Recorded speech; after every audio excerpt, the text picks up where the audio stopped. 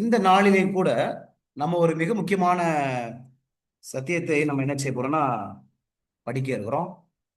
Jesus and the Lions ten, இயேசுவும் சிங்கக்கெபியும் என்ற தலைப்பின் கீழே தான் நம்ம இந்த நாளிலே நம்ம என்ன செய்ய போறோம், கொஞ்சம் நம்ம ஆராய போறோம். தானியேல் 6ஆம் அதிகாரத்துக்குள்ளாக நம்ம நுழைய போறோம். தானியேல் 6ஆம் அதிகாரத்துக்குள்ளாக நம்ம நுழைய போறோம். ரொம்ப ரொம்ப முக்கியமான ஒரு சத்தியம். இந்த தானியேல் 6ஆம் அதிகாரக்கும் இயேசுவுக்கும் ஏதாவது சம்பந்தம் இருக்குதா? முக்கியமா தானியேல் 6ஆம் அதிகாரத்துக்கும் சிலுவைக்கும் ஏதாவது சம்பந்தம் இருக்கிறதா? நம்ம என்ன செய்ய போறோம்னா, இயேசுவின் வாழ்க்கைய கெத்செமனிலிருந்து உயிர்த்தெழுதலுக்கு அப்புறம் ஒரு செய்தி ஒண்ணு போகுது, ஒரு சத்தியம் ஒன்று புறப்பட்டு போகுது. சரிங்களா? அது வரைக்கும் நம்ம இப்ப இந்த கதையை கொஞ்சம் ஒப்பிட்டு நம்ம பார்க்க போறோம். தானியேல் 6ஆம் அதிகாரத்துக்கும் கெத்செமனிலிருந்து இயேசுவினுடைய உயிர்த்தெழுதலுக்கு அப்புறம் சீஷர்கள் ஒரு செய்தியை கொண்டு போறாங்களா, ஒரு கட்டளை ஒன்று கொடுக்கப்படுதுல, அந்த கட்டளை வரைக்கும் இந்த கதை தானியேல் 6ஆம் அதிகாரத்துல இருக்குதா என்பதை கொஞ்சம் நம்ம என்ன செய்ய போறோம், தியானிக்க போறோம். ஜெபத்தோடி நம்ம என்ன செய்ய போறோம், நம்ம படிக்க போறோம். ஒரு 24 பாயிண்ட்ஸ், ஆல்மோஸ்ட் 24 பாயிண்ட்ஸ், கொஞ்சம் வேகமா நம்ம பார்க்கலாம். ஆல்மோஸ்ட் 24 பாயிண்ட்ஸ், 24 கருத்துக்களை நம்ம என்ன செய்ய போறோம், ஜெபத்தோடி நம்ம பார்க்க இருக்கிறோம். நீங்களும் ஜெபத்தோடு நீங்க தியானிச்சீங்கன்னு சொன்னா இந்த அதிகாரத்துல இருந்து அருமையான கருத்துக்களை நம்ம என்ன செய்ய முடியும், பார்க்க முடியும். சரிங்களா? தானியேல் 6ஆவது அதிகாரத்துக்கும் சிலுவைக்கும் இயேசுவுக்கும் சிங்கக்கபிக்கும் ஏதாவது சம்பந்தம் இருக்குதா என்பதை தான் இந்த நாளிலே ஜெபத்தோடு நம்ம தியானிக்க இருக்கிறோம். ஜெபிப்போமா? எங்கள் அன்பின் தகப்பனே, ஆண்டவரே, உங்க மிகப்பெரிய கிருபையினால இந்த நாளிலே நாங்கள் உம்முடைய சத்தியத்தை அறிந்து கொள்வதற்கு, உண்மை அறிந்து கொள்வதற்கு எங்களுக்கு கொடுத்த வாய்ப்புக்காக நாங்கள் உமக்கு நன்றி செலுத்துகிறோம். எங்கள் தகப்பனே, ஆண்டவரே, நாங்கள் கிறிஸ்துவை நோக்கி பார்க்கவும், இந்த தானியேல் 6ஆம் அதிகாரத்தின் வழியாக கிறிஸ்துவை நாங்கள் புரிந்து கொள்ளவும், அவருடைய பாடுகளை புரிந்து கொள்ளவும் கர்த்தரை எங்களுக்கு உதவி செய்யுங்க. உம்முடைய பரிசுத்த ஆவியானுடைய உதவினாலே நாங்கள் இந்த சத்தியத்தை தெளிவாய் புரிந்து கொள்ள கர்த்தரை எங்களுக்கு உதவி செய்ய வேண்டுமாய் இயேசுவின் வழியாய் நாங்கள் செபிக்கிறோம் நல்ல பிதாவே, ஆமென். இயேசுவும் சிங்ககவியும் எத்தனை பாயிண்ட் பார்த்து படிக்க போறோம்னு சொன்னேன்? 24 பாயிண்ட்ஸ், 24 கருத்துக்களை நம்ம என்ன செய்ய போறோம், நம்ம படிக்க போறோம். ஒரு விமானத்துல ஒரு போதகர், ஒரு விசுவாசி, அப்புறம் ஒரு பிசினஸ் மேன், சரிங்களா, ஒரு பிசினஸ் செய்யக்கூடிய ஒரு மனுஷன் அவங்க பயணம் செய்து கொண்டு போய் கொண்டிருந்தாங்க. பிளஸ் ஒரு பைலட், ஒரு விமானியும் என்ன செய்து கொண்டிருந்தாங்க, பயணம் செய்து கொண்டு போய் கொண்டே இருந்தாங்க. அந்த சமயத்துல என்ன நடந்துச்சு அப்படின்னா, கொஞ்ச தூரம் அவங்க விமானத்துல போய் கொண்டே இருக்கிறாங்க. விமானத்துல போய் கொண்டிருக்கிற சமயத்துல திடீர்னு விமானத்துல ஏதோ ஒரு கோளாறு ஒண்ணு ஏற்படுது. உடனே விமானி வந்து ஒரு ஆபத்து அலாரம் ஒண்ண அடிக்கிறார், ஒரு ஒளியை ஒண்ணு எழுப்புறாரு. எழுப்பிட்டு என்ன சொல்றாரு அப்படின்னா, இந்த விமானம் ஒரு கோளாறை சந்திச்சு இருக்குது. அந்த விமானத்தினுடைய பின்னாடி பின்பகுதியில ஒரு தீ தீப்பிடிக்க ஆரம்பிச்சிருச்சு. அதனால நீங்க என்ன செய்யுங்க அப்படின்னா, இந்த விமானத்துல 2 பேராஷூட் இருக்குது, சரிங்களா, உயிர் காக்கும் ஒரு கருவி. அந்த 2 பேராஷூட்டை எடுத்து நீங்க என்ன செஞ்சீங்க, குதிச்சிருங்க அப்படின்னு சொல்றாரு. விமானிகள் வந்து எப்பவுமே பேராஷூட் அவங்க போட்டிருப்பாங்க, சரிங்களா. அப்ப இத சொன்ன உடனே இத இந்த ஒரு ஆலோசனையை கொடுக்குறாரு. பேராஷூட் எங்கெல்லாம் இருக்குது எல்லாமே சொல்லிட்டாரு. அங்க 2 பை இருக்குது, 2 பேக். அந்த பேக்ல தான் பேராஷூட் இருக்குது. உடனே நீங்க அந்த பேக் எடுத்து போட்டீங்க அப்படின்னா, நீங்க குதிக்கும் போது அதை நீங்க ஆன் பண்ணிட்டீங்க அப்படின்னா அந்த பேராஷூட் என்ன செஞ்சிடும், விரிவடைஞ்சிரும், நீங்க கீழே லேண்ட் ஆயிரலாம் அப்படின்னு அவர் வந்து சொல்றாரு. கொஞ்ச நேரம் ஆனோடனே அந்த தீ வந்து அப்படியே பரவ ஆரம்பிச்சோடனே விமானி தன்னிடத்துல இருந்து பேராஷூட் உதவியாக அந்த விமானத்துல இருந்து அவர் என்ன செஞ்சாரு, கீழே குதிச்சிடுறாரு. இப்ப எத்தனை பேராஷூட் இருக்குது? 2 பேராஷூட் தான் இருக்கு. எத்தனை பேர் இருக்கிறாங்க? 3 பேர் இருக்கிறாங்க. இப்ப இந்த பிசினஸ் மேன் இருக்காரு பாத்தீங்களா, அவரு என்ன சொன்னார் அப்படின்னா, அந்த போதகர்கிட்டையும் அந்த வாலிப விசுவாசிட்டையும் என்ன சொல்றாரு அப்படின்னா, நான் வந்து இந்த உலகத்துக்கு ரொம்ப தேவையானவன். ஏன்னா நான் பணம் சம்பாதிச்சு இந்த உலகத்துல யாரெல்லாம் பசியா இருக்காங்களோ அவங்களுக்குலாம் உணவு கொடுக்கணும். அதனால இந்த உலகத்துக்கு நான் ரொம்ப அவசியமானவன். அதனால நான் என்ன செஞ்சிடறேன், முதலாவது அதுல இருக்க ஒரு பேராஷூட் எடுத்துட்டு நான் குதிச்சிடுறேன் அப்படின்னு சொன்னார். உடனே இந்த போதகரும் அந்த விசுவாசியும் அப்படியே முடிக்கிறாங்க. என்ன செய்யணும்னு தெரியல. ஆனா அந்த பிசினஸ் மேன் என்ன செஞ்சிடாரு, உடனே போயிட்டு அந்த பேக்கை எடுத்துட்டு அந்த பையை எடுத்துட்டு தன் தோல்ல போட்டு உடனே குதிச்சிடுறாரு. இப்ப இருக்கிறது ஒரே ஒரு பேராஷூட் தான் இப்ப அந்த உயிர் காக்கும் கருவி.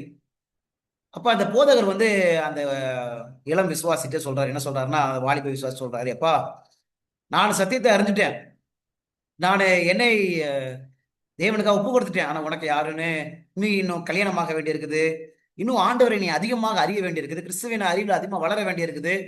தேவனுடைய அன்பின் ஆழமும் அகலமும் உயரமான காரியத்தை புரிந்து கொள்ள வேண்டி இருக்குது. அதனால நீ என்ன செய்யி, அந்த பேராஷூட்டை எடுத்து தப்பித்துக்க அப்படின்னு சொல்றாரு. உடனே அந்த இளம் விசுவாசி அப்படி கிட்ட போயிட்டு அந்த பேராஷூட்டை போய் பார்க்குறாரு. உடனே அந்த இளம் விசுவாசி பாஸ்டர்கிட்ட போதகிட்ட சொல்றாரு. என்ன சொல்ற அப்படின்னா, பாஸ்டர் நம்ம எதை குறித்து கவலைப்பட தேவையில்லை. இங்க என்ன இருக்குது, இங்க 2 பேராஷூட் இருக்குது பாஸ்டர் அப்படின்னு. சரி, அப்ப அந்த பிசினஸ் மேன் எடுத்த பேராஷூட் என்னது? இந்த பேராஷூட் எதுல வச்சிருந்தாங்க? அந்த உயிர் காப்புங்கிற எதுல வச்சிருந்தாங்க? ஒரு பையில வச்சிருந்தாங்க. அந்த விமானத்துல பயணம் செய்யும் போது இந்த வாலிபன் என்ன செஞ்சானா, அவனும் ஒரு பையை எடுத்து சுமந்துட்டு தான் உள்ள வந்தான். அவன் லக்கேஜ் அந்த பையை அந்த பேராஷூட் பக்கத்துல வச்சிருந்தான். அந்த பிசினஸ் மேன் அவசரத்தில் என்ன செஞ்சார் அப்படின்னா, அதுக்குள்ளதான் பேராஷூட் இருக்குன்னு சொல்லிட்டு அந்த வாலிபனுடைய பையை எடுத்து அதை குதிச்சிட்டார். என்ன ஆச்சு இப்ப கடைசியில?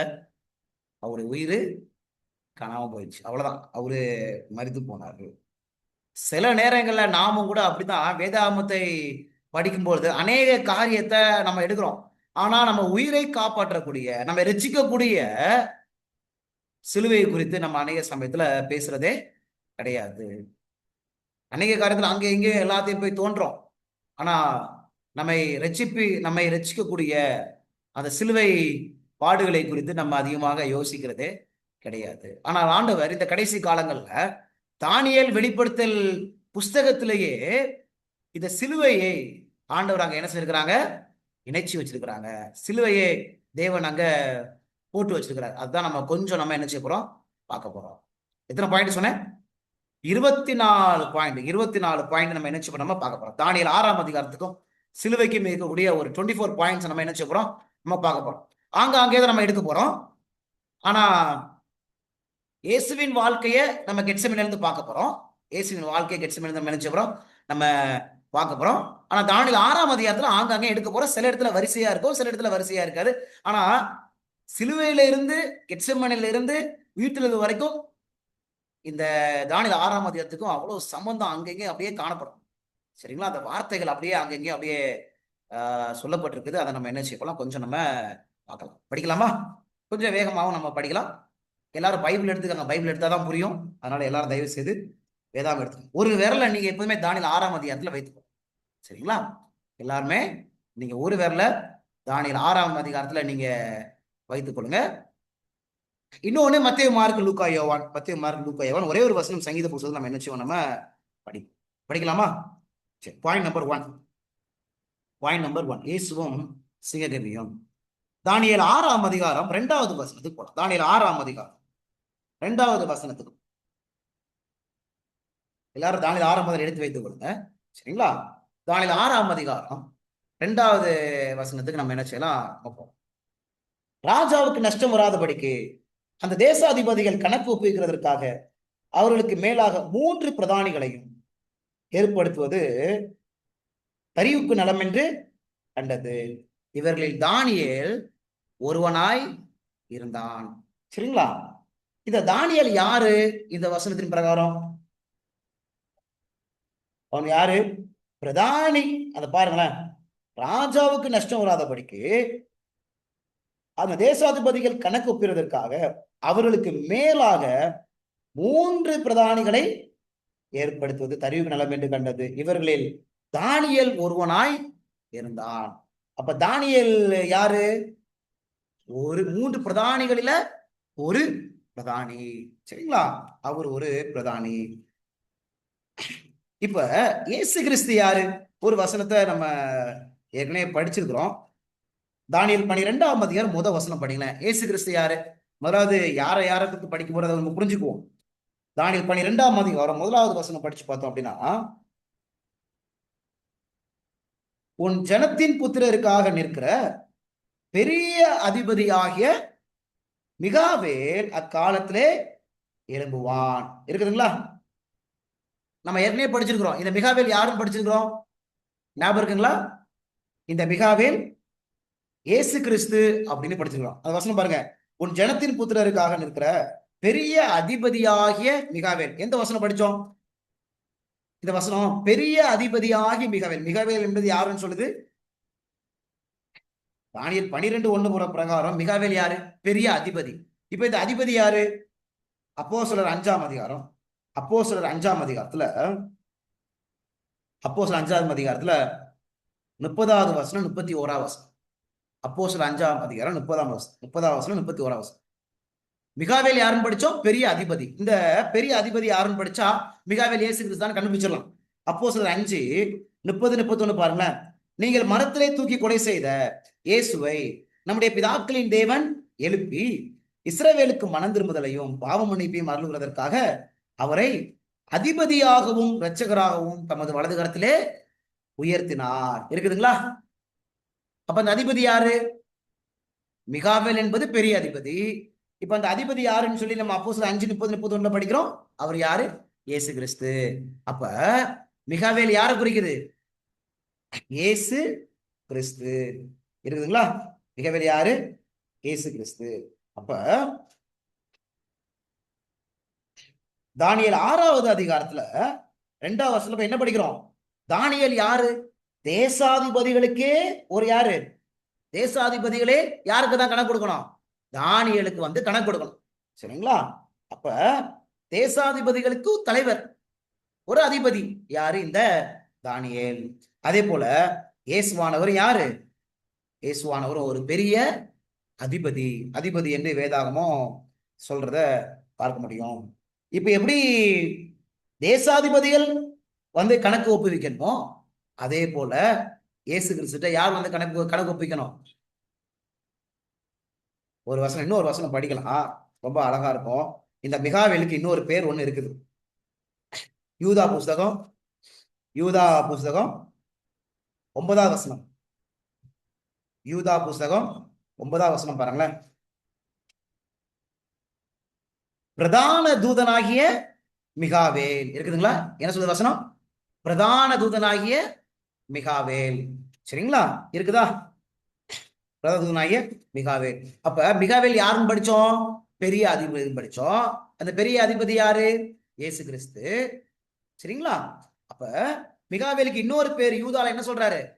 பிரதான தூதன். சரிங்களா? அப்ப இந்த மிகாவேலுக்கு இன்னொரு பேர் என்னது? பிரதான தூதன்.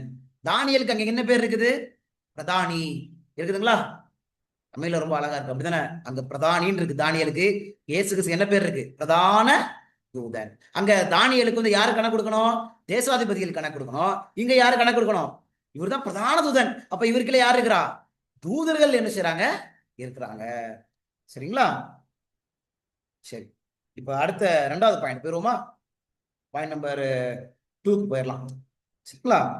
புரிஞ்சுங்களா? ஃபர்ஸ்ட் பாயிண்ட், தானியேல் யாரு? பிரதானி. இங்க இயேசு கிறிஸ்து யாரு? பிரதான தூதன். சரிங்களா? தானியேல் யாரு? தேசாதிபதிகளுக்கே அதிபதி. இயேசு கிறிஸ்து யாரு? அவரும் பெரிய அதிபதி. தானியேலுக்கு யாரு கணக்கு கொடுக்கணும்? தேசாதிபதிகள் கணக்கு கொடுக்கணும். அவங்க எல்லாம் அவங்க கீழே வர்றாங்க. இங்க இயேசு கிறிஸ்து பிரதான தூதன். அப்ப அவங்க கீழே யார் வர்றாங்க? மற்ற தூதர்கள்லாம் இந்த பிரதான தூதனுக்கு பக்கத்துல என்ன செய்றாங்க? வர்றாங்க. சரிங்களா? சோ இது எல்லாமே ஃபர்ஸ்ட் பாயிண்டா ஞாபகம் வச்சுக்கணும். Point number 2. முதல்ல யாருன்னு படிச்சாச்சு. தானியேல் யாருன்னு படிச்சாச்சு. இங்க இயேசு கிறிஸ்து யாருன்னு படிச்சாச்சு. இப்ப தானியேல் 6வது அதிகாரத்துல 4வது 7வது வசனம் படிக்கலாம். சரிங்களா? இங்க ஒரு கூட்டம் இருக்கிறாங்க. தானியேல் 6ஆம் அதிகாரம் 7வது வசனத்துல, சாரி இருங்க, அந்த பாயிண்ட் வேண்டாம். தானியேல் 6ஆம் அதிகாரம் 3வது வசனம் படிச்சிடலாம். தானியேல் 6ஆம் அதிகாரம் 3வது வசனம் செகண்ட் பாயிண்ட். தானியேல் 6ஆம் அதிகாரம் 3வது. இப்படி இருக்கையில் தானியேல் பிரதானிகளுக்கும் தேசாதிபதிகளுக்கும் மேற்பட்டவனாய் இருந்தான். சரிங்களா? ஒரு அதிபதியாக இருந்தான். தானியேலுக்குள் விசேஷ ஆவி இருந்தமையால் அவனை ராஜ்யம் முழுமைக்கும் அதிகாரியாக ஏற்படுத்த ராஜா நினைத்தான். சரிங்களா? ஒரு அதிகாரியாக வைக்க வேண்டும் என்று ராஜா நினைக்கிறார். இப்ப தானியேலுக்குள்ள என்ன இருக்குதான் வசனம்? விசேஷித்த ஆவி, excellent spirit. That is second point. First point பிரதான தூதன். சரிங்களா? அடுத்தது தானியேலுக்குள்ள விசேஷித்த ஆவி ஒன்று இருக்குது. இங்க ஏசப்பாவை பார்க்கலாம். ஏசப்பா, எபிரேயர் புஸ்தகம், இயேசுவானவர் சிலுவையில ஒப்பு கொடுத்தாரு, அப்படித்தானே? ஒப்பு கொடுக்கும் போது யாருடைய ஆவினால அவர் வந்து ஒப்பு கொடுத்தாரு? எபிரேயர் புஸ்தகம் 9ஆம் அதிகாரம் 14வது வசனம். எபிரேயர் புஸ்தகம் 9ஆம் அதிகாரம் 14வது வசனம் பாருங்களேன். நித்திய ஆவியினாலே தம்மை தாமே பழுதற்ற பலியாக தேவனுக்கு ஒப்பு கொடுத்த கிறிஸ்துவனுடைய இரத்தம் ஜீவனுள்ள தேவனுக்கு ஊழியம் செய்வதற்கு உங்கள் மனசாட்சியை செத்த கிரியைகளை சுத்திகரிப்பது எவ்வளவு நிச்சயம். சரிங்களா? இப்ப ஏசப்பா சிலுவையில ஒப்பு கொடுத்தாங்க. யாருடைய பலத்தினால ஒப்பு கொடுத்தாங்களா? இந்த வசனம் என்ன சொல்லுது? நித்திய ஆவியினாலே தம்மை தாமே பழுதற்ற பலியாக தேவனுக்கு ஒப்பு கொடுத்த. இருக்குதுங்களா? அப்ப நித்திய ஆவினாலே. அப்ப அங்க என்ன படிக்கிறோம்? Excellent spirit. இங்க என்ன படிக்கிறோம்? Eternal spirit. உங்களுக்கு புரியுதுங்களா? அப்ப இந்த நித்திய ஆவிக்கும் சிலுவைக்கும் சம்பந்தம் இருக்குதா? அங்க ஒரு சம்பந்தாங்க இருக்கிறத நம்ம என்ன செய்ய முடியும்? பார்க்க முடியும். சரிங்களா? சரி, அடுத்தது பாயிண்ட் நம்பர் 3. பாயிண்ட் நம்பர் 3, தானியேல் 6வது அதிகாரத்துல 7வது வசனம். தானியேல் 6ஆம் அதிகாரத்துல 7வது வசனத்துல ஒரு கூட்டம் ஒண்ணு வர்றாங்க. சரிங்களா? யாருக்கு எதிராக சதி? ஒரு கூட்டம் வந்து தானியேலுக்கு எதிராக வந்து சதி செய்யறாங்க. தானியேல் 6ஆம் அதிகாரம் 7வது வசனத்துல பாருங்களேன். எவனாயில் 30 நாள் வரைக்கும் ராஜாவாக உண்மை தவிர எந்த தேவனை ஆகிலும் மனுஷனை ஆளும் நோக்கி யாதொரு காரியத்தை குறித்து விண்ணப்பம் பண்ணினால் அவன் சிங்கங்களின் கவியிலே போடப்பட ராஜா கட்டளை பிறப்பித்து உறுதியான தாக்கீது செய்ய வேண்டும் என்று ராஜ்யத்தினுடைய எல்லா பிரதானிகளும் தேசாதிபதிகளும் பிரபுக்களும் மந்திரிமார்களும் தலைவர்களும் ஆலோசனை பண்ணி கொண்டிருக்கிறார்கள். இங்க ஒரு கூட்டம் வராங்களா இல்லையா? தானியேலுக்கு எதிராக சதி பண்றதுக்கு. அந்த கூட்டம் யாரெல்லாம்? பிரதானிகள், தேசாதிபதிகள், பிரபுக்கள், மந்திரிமார்கள், தலைவர்கள். இப்படி இங்க ஒரு கூட்டங்கள், ஒரு 5 கூட்டம் இருக்கிறாங்க. சரிங்களா? 5 கூட்டங்கள் இருக்கிறாங்க. அங்க யாரும் வர்றா? பிரதானிகளும் வர்றாங்க. மொத்தம் எத்தனை பிரதானிகள்? 3ல தானியேலு ஒரு ஆள். அப்ப மீதி 2 பேரும் அவங்களும் சேர்ந்து கூடிக்கிறாங்க. சரிங்களா? இங்க ஒரு கூட்டம் தானியேலுக்கு எதிராக சதி பண்றாங்க. இப்ப இயேசு கிறிஸ்துக்கு எதிராக சதி பண்றதுக்கு ஒரு கூட்டம் இருந்தாங்களா? மத்தேயு 26ஆம் அதிகாரம், மத்தேயு 26ஆம் அதிகாரத்துல 3வது வசனம் 4வது வசனம், 3வது வசனம் 4வது வசனம். இங்க இயேசு கிறிஸ்துக்கு எதிராக சதி பண்றாங்க. அப்பொழுது 3வது வசனம் மாத்திரம் படிக்கலாம். அப்பொழுது பிரதான ஆசாரியரும் வேத பாரகரும் ஜனத்தின் மூப்பரும் காய்பா என்னப்பட்ட பிரதான ஆசாரியனுடைய அரண்மனையிலே கூடி வந்து. இங்க ஒரு கூட்டம் இருக்கிறாங்களா? அங்க தானியேலுக்கு எதிராக ஒரு கூட்டம் சதி பண்றதுக்கு ரெடியா இருந்தாங்க, அப்படித்தானே? அப்ப இங்கேயும் ஒரு கூட்டம் இருக்கிறாங்க. யாரெல்லாம்? பிரதான ஆசாரியர், வேத பாரகர், ஜனத்தின் மூப்பர், காய்பர் அப்படின்னு இங்கேயும் ஒரு கூட்டம் இருக்கிறத நம்ம என்ன செய்ய முடியும்? பார்க்க முடியும். சரிங்களா? சரி, இப்ப அந்த கூட்டம் என்ன செய்யறாங்க? அந்த கூட்டம் என்ன செய்யறாங்க? 4வது வசனம், தானியேல் 6ஆம் அதிகாரம் 4வது வசனம். தானியேல் 6ஆம் அதிகாரம் 4வது வசனம் பாருங்க. அப்பொழுது பிரதானிகளும் தேசாதிபதிகளும் ராஜ்யத்தின் விசாரிப்பிலே தானியேலை குற்றப்படுத்தும்படி, என்ன படுத்தும்படி வசனம் சொல்லுது? குற்றப்படுத்தும்படி. அப்ப இவங்க எல்லாம் சேர்ந்து என்ன செய்ய நினைக்கிறாங்க? குற்றப்படுத்தும்படி இருக்குங்களா? அக்யூஸ். சரிங்களா? அக்யூஸ் பண்ணும்படி அவங்க இருக்கிறாங்க. இப்ப அதே போல இங்க இயேசு கிறிஸ்துவையும் குற்றப்படுத்தும்படி இருந்தாங்களா இல்லையா இந்த கூட்டம்? லூக்கா 20ஆம் அதிகாரம், லூக்கா 20ஆம் அதிகாரம்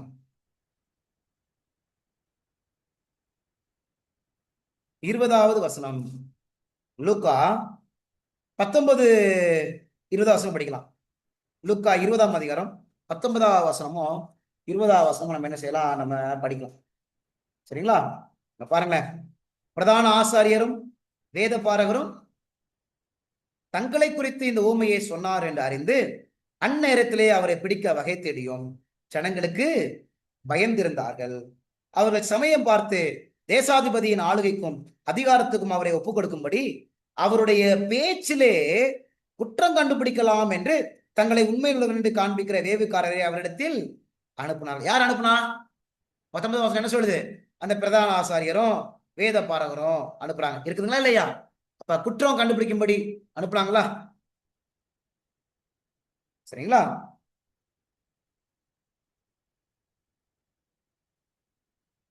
இன்னொரு வசனம் உங்களுக்கு படிக்கணும்னா எடுத்துக்கங்க. மத்தேயு 27ஆம் அதிகாரம் 12ஆம் வசனம். மத்தேயு 27:12 வசனம். அங்க எப்படி தேசாதிபதிகள் பிரதானிகள் குற்றம் சாட்டினாங்களோ இங்க அதே போல இந்த பிரதான ஆசாரியர்கள் மூப்பர்கள் குற்றம் சாட்டுறாங்க. பாருங்க, மத்தேயு 27:12 பாருங்க.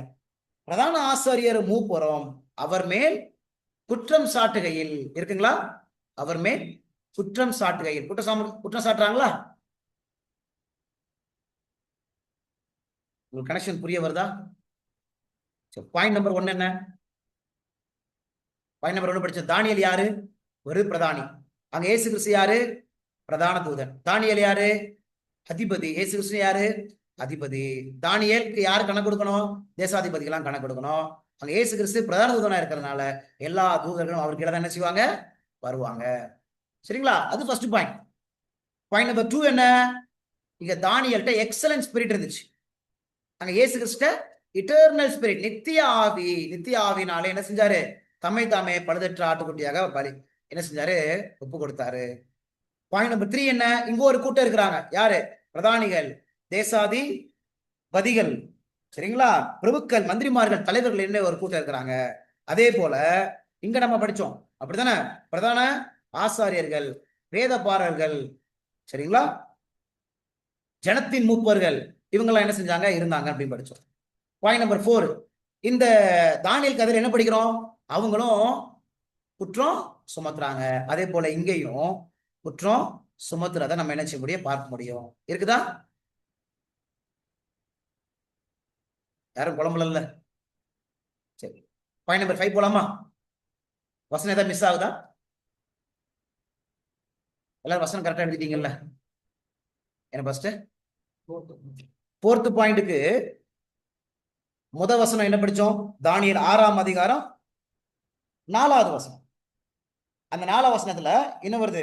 அப்பொழுது பிரதானிகளும் தேசாதிபதிகளும் ராஜ்யத்தின் விசாரிப்பிலே தானியேலை குற்றப்படுத்தும்படி, அந்த வார்த்தை வருதுங்களா? குற்றப்படுத்தும்படி.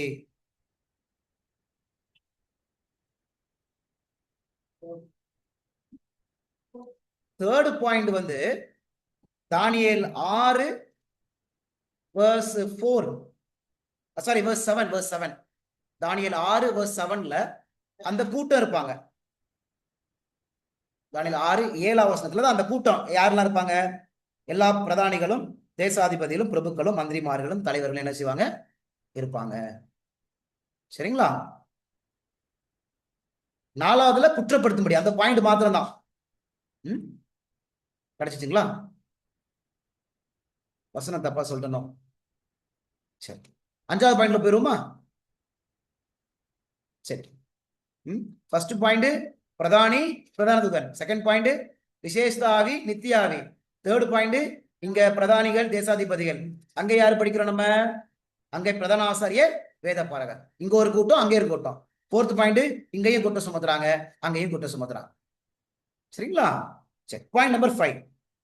பாயிண்ட் நம்பர் 5 தானியேல் 6ஆம் அதிகாரத்துல 7வது வசனத்துல பாருங்களேன். இவங்கெல்லாம் சேர்ந்து என்ன செய்யறாங்க? தானியேல் 6:7 நான் கடைசி 4 லைனை மட்டும் படிக்கிறேன். கடைசி 4 லைன். எல்லா பிரதானிகளும், தேசாதிபதிகளும், பிரபுக்களும், மந்திரிமார்களும், தலைவர்களும் ஆலோசனை பண்ணி கொண்டிருந்தார்கள். இருக்குதுங்களா? இவங்கெல்லாம் சேர்ந்து என்ன செய்யறாங்களா? ஆலோசனை பண்றாங்க. அதான் அந்த வார்த்தை, ஆலோசனை பண்ணி கொண்டிருந்தார்கள். அதே போல இந்த பக்கத்துல மத்தேயு 26ஆம் அதிகாரம் 4வது வசனத்துல, மத்தேயு 26:4 வசனத்துல இங்க பாருங்களேன். 3 நாள்லே போடுங்க. அங்க எப்படி பிரதானிகள் இவங்கெல்லாம் ஆலோசனை பண்றாங்களோ, இங்க மத்தேயு 26ல 3வது வசனம் 4வது வசனம் பாருங்க. அதே போல அப்பொழுது பிரதான ஆசாரியர் வேத பாரகரும் ஜனத்தின் மூப்பரும் காய்பா எனப்பட்ட பிரதான ஆசாரியனுடைய அரண்மனையில கூடி வந்து இயேசுவை தந்திரமாய் பிடித்து கொலை செய்யும்படி ஆலோசனை பண்ணினார்கள். இருக்குங்களா? 2 இடத்துலயுமே அவங்களும் ஆலோசனை பண்றாங்க, இவங்க எதுக்கு ஆலோசனை பண்றாங்க? சரி, தானியேல்ல எதுக்கு இவங்க ஆலோசனை பண்றாங்க? சிங்கம் கெபியில போடுறது, அங்க இயேசு கிறிஸ்துவை கொலை செய்வதற்கு ஆலோசனை. சரிங்களா? இப்ப இந்த கதைக்கு அதுக்கு சம்பந்தம் இருக்குதா? முழுசா படிக்கும் போது ஆண்டவர் எப்படி இந்த சிலுவையை உள்ள போட்டு வச்சிருக்காருன்னு பாருங்க. சரிங்களா? அப்ப ஆலோசனை பண்ணி கொண்டிருந்தாங்க. எதுக்கு? அவரை சிங்கக்கபில போடுறதுக்கு, இவரை கொலை செய்வதற்கு என்ன செஞ்சாங்க? ஆலோசனை பண்ணாங்க. சரிங்களா? எத்தனை பாயிண்ட் பார்த்தாச்சு? 5 பாயிண்ட். சரி, இப்ப அவங்க ஆலோசனை பண்றாங்க. ஆனா தானியேல் என்ன செஞ்சுட்டு இருந்தாரு? அங்க தேசாதிபதிகள் இருக்கிறாங்க, குற்றம் சுமத்துறாங்க, ஆலோசனை பண்றாங்க. ஆலோசனை பண்ற எந்த சமயத்துல இங்க தானியேல் என்ன செஞ்சுட்டு இருந்தாரு? தானியேல் 6வது அதிகாரத்துல 6ஆம் அதிகாரத்துல 10வது வசனம். 10வது வசனம். தானியேலோ வென்றால் அந்த பத்திரத்துக்கு கையெழுத்து வைக்கப்பட்டிருந்து அறிந்த போதிலும் தன் வீட்டுக்குள்ளே போய் தன் மேல் அறையிலே எருசலேமுக்கு நேராக பலகணிகள் திறந்திருக்க அங்கே தான் முன் செய்து வந்தபடியே தினம் 3 வேளையும் தன் தேவனுக்கு முன்பாக முழங்கால் படிட்டு ஜெபம் பண்ணி ஸ்தோத்திரம் செலுத்தினார். இதுல ஒரு அருமையான ஒரு பாடம் இருக்கு, நம்ம அதையும் படிக்கலாம். சரி, இவர் என்ன செய்யறாரு? 3 வேளையும் ஜெபம் பண்றாரு, அப்படிதானே? 3 times he prayed. இப்ப சொல்லுங்க, அப்படியே வந்துருங்க. ஏசப்பா என்ன செஞ்சார் அங்க கெத்செமனேல? மத்தேயு 26ஆம் அதிகாரம் 44வது வசனம். மத்தேயு 26ஆம் அதிகாரம் 44வது வசனம். அவர் மறுபடியும் அவர்களை விட்டு போய் 3ஆம் தரமும் அந்த வார்த்தைகளை சொல்லி என்ன செய்தாரு? ஜெபம் பண்ணினார். இருக்குதுங்களா? இங்கேயும் தானியேல் 3 முறை ஜெபம் பண்றாரு, அங்கேயும் இயேசு கிறிஸ்து 3 முறை ஜெபம் பண்றதை நம்ம என்ன செய்ய முடியும்? பார்க்க முடியும். சரிங்களா? கிடைச்சிச்சுங்களா? அடுத்த பாயிண்ட் போயிடலாமா? தானியேல் 6ஆம் அதிகாரத்துல 7வது வசனம். தானியேல் 6 7வது வசனம் பாருங்களேன். இப்ப நீங்க தான் இனிமேல் சொல்ல போறீங்க. சரி, யார் கண்டுபிடிக்கான்னு பார்ப்போம். 7ல எவனாகிலும் 30 நாள் வரையில் அப்படின்னு ஒரு வார்த்தை வருது. என்ன வார்த்தை வருது? 30 அப்படின்னு வருது. சொல்லிருங்க பார்ப்போம். 30 என்னது? இப்ப நம்ம என்ன இயேசு கிறிஸ்துக்கு எப்படி கம்பேர் பண்ணிட்டு இருக்கிறோம்? கெத்செமனேல இருந்து சிலுவை உயிர்த்தெழுதல் வரைக்கும் கம்பேர் பண்றோம். அதுல இருந்து சொல்லுங்க 30. மத்தேயு 26:15 கண்டுபிடிச்சீங்க பாருங்க. மத்தேயு 20, இங்கேயும் 30 வருது, அங்கேயும் 30 வருதா? மத்தேயு 26:15 நான் அவரை உங்களுக்கு காட்டி கொடுக்கிறேன், நீங்கள் எனக்கு என்ன கொடுக்கிறீர்கள் என்றான். அவர்கள் அவனுக்கு 30 வெள்ளிக்காசை கொடுக்க உடன்பட்டார்கள். Matthew chapter 26 verse 15. மத்தேயு 26ஆம் அதிகாரம் 15வது வசனம். அங்கேயும் 30 வருது, இங்கேயும் 30 வர்றத பார்க்க முடியுதுங்களா? சரிங்களா? அடுத்தது அடுத்த பாயிண்ட், தானியேல் 6ஆம் அதிகாரம் வசனம் 6. இதை யார் சொல்லுவான்னு பார்ப்போம். தானியேல் 6:6ஆம் அதிகாரம். இங்க பாருங்க, இன்னும் தானியேல சிங்கக்கபில போடல, அதுக்கு முன்னாடி இந்த வார்த்தை வருது. என்ன வார்த்தை தெரியுமா? பின்பு அந்த பிரதானிகளும் தேசாதிபதிகளும் கூட்டம் கூடி ராஜாவின் இடத்துல போய் அவனை நோக்கி, தரிய ராஜாவே நீர் என்றும் வாழ்க அப்படின்னு சொல்றாங்க. என்ன வார்த்தை வருது? வாழ்க அப்படின்னு ஒரு வார்த்தை வருதா? யாராவது வாழ்க அப்படின்னு சொன்னாங்களா சிங்கக்கபில போடுறதுக்கு முன்னாடி? அப்படின்னா ஏசப்பா மரிக்கிறதுக்கு முன்னாடி வாழ்க அப்படின்னு ஏதாவது யாராவது சொன்னாங்களா? பாஸ்டர்மா கரெக்டா சொல்லிட்டாங்க. மத்தேயு புத்தகம் 26:49வது வசனத்துல 49வது வசனத்துல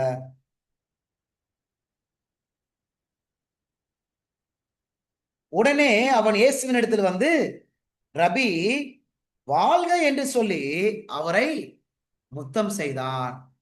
சரிங்களா? இங்க ராஜாவே நீர் என்று வாழ்கன்னு சொல்றாங்க. இங்க ரபி என்று வாழ்க என்று சொல்லி புத்தகம் செய்தான். இது எப்ப நடக்குது? இந்த வாழ்க முன்னாடி, சிலுவைக்கு முன்னாடி. இப்ப நம்ம இன்னொரு இடத்துல வாழ்க படிக்க போறோம். அது கெபிக்கு அப்புறம் வரும். அதே மாதிரி சிலுவைக்கு அப்புறம் வாழ்க வரும், படிக்க போறோம். அதனால சொல்றேன், இந்த வாழ்க எப்ப வருது? சிலுவைக்கு முன்னாடி. அதே போல அந்த வாழ்க எப்ப வந்துச்சு? தானியேல் 6ஆம் அதிகாரத்துல தானியேல சிங்கக்கபில போடுறதுக்கு முன்னாடி வந்துச்சு. என் கூட இருக்கீங்களா? சரிங்களா? இதை நீங்க ஞாபகம் வச்சுக்கணும்.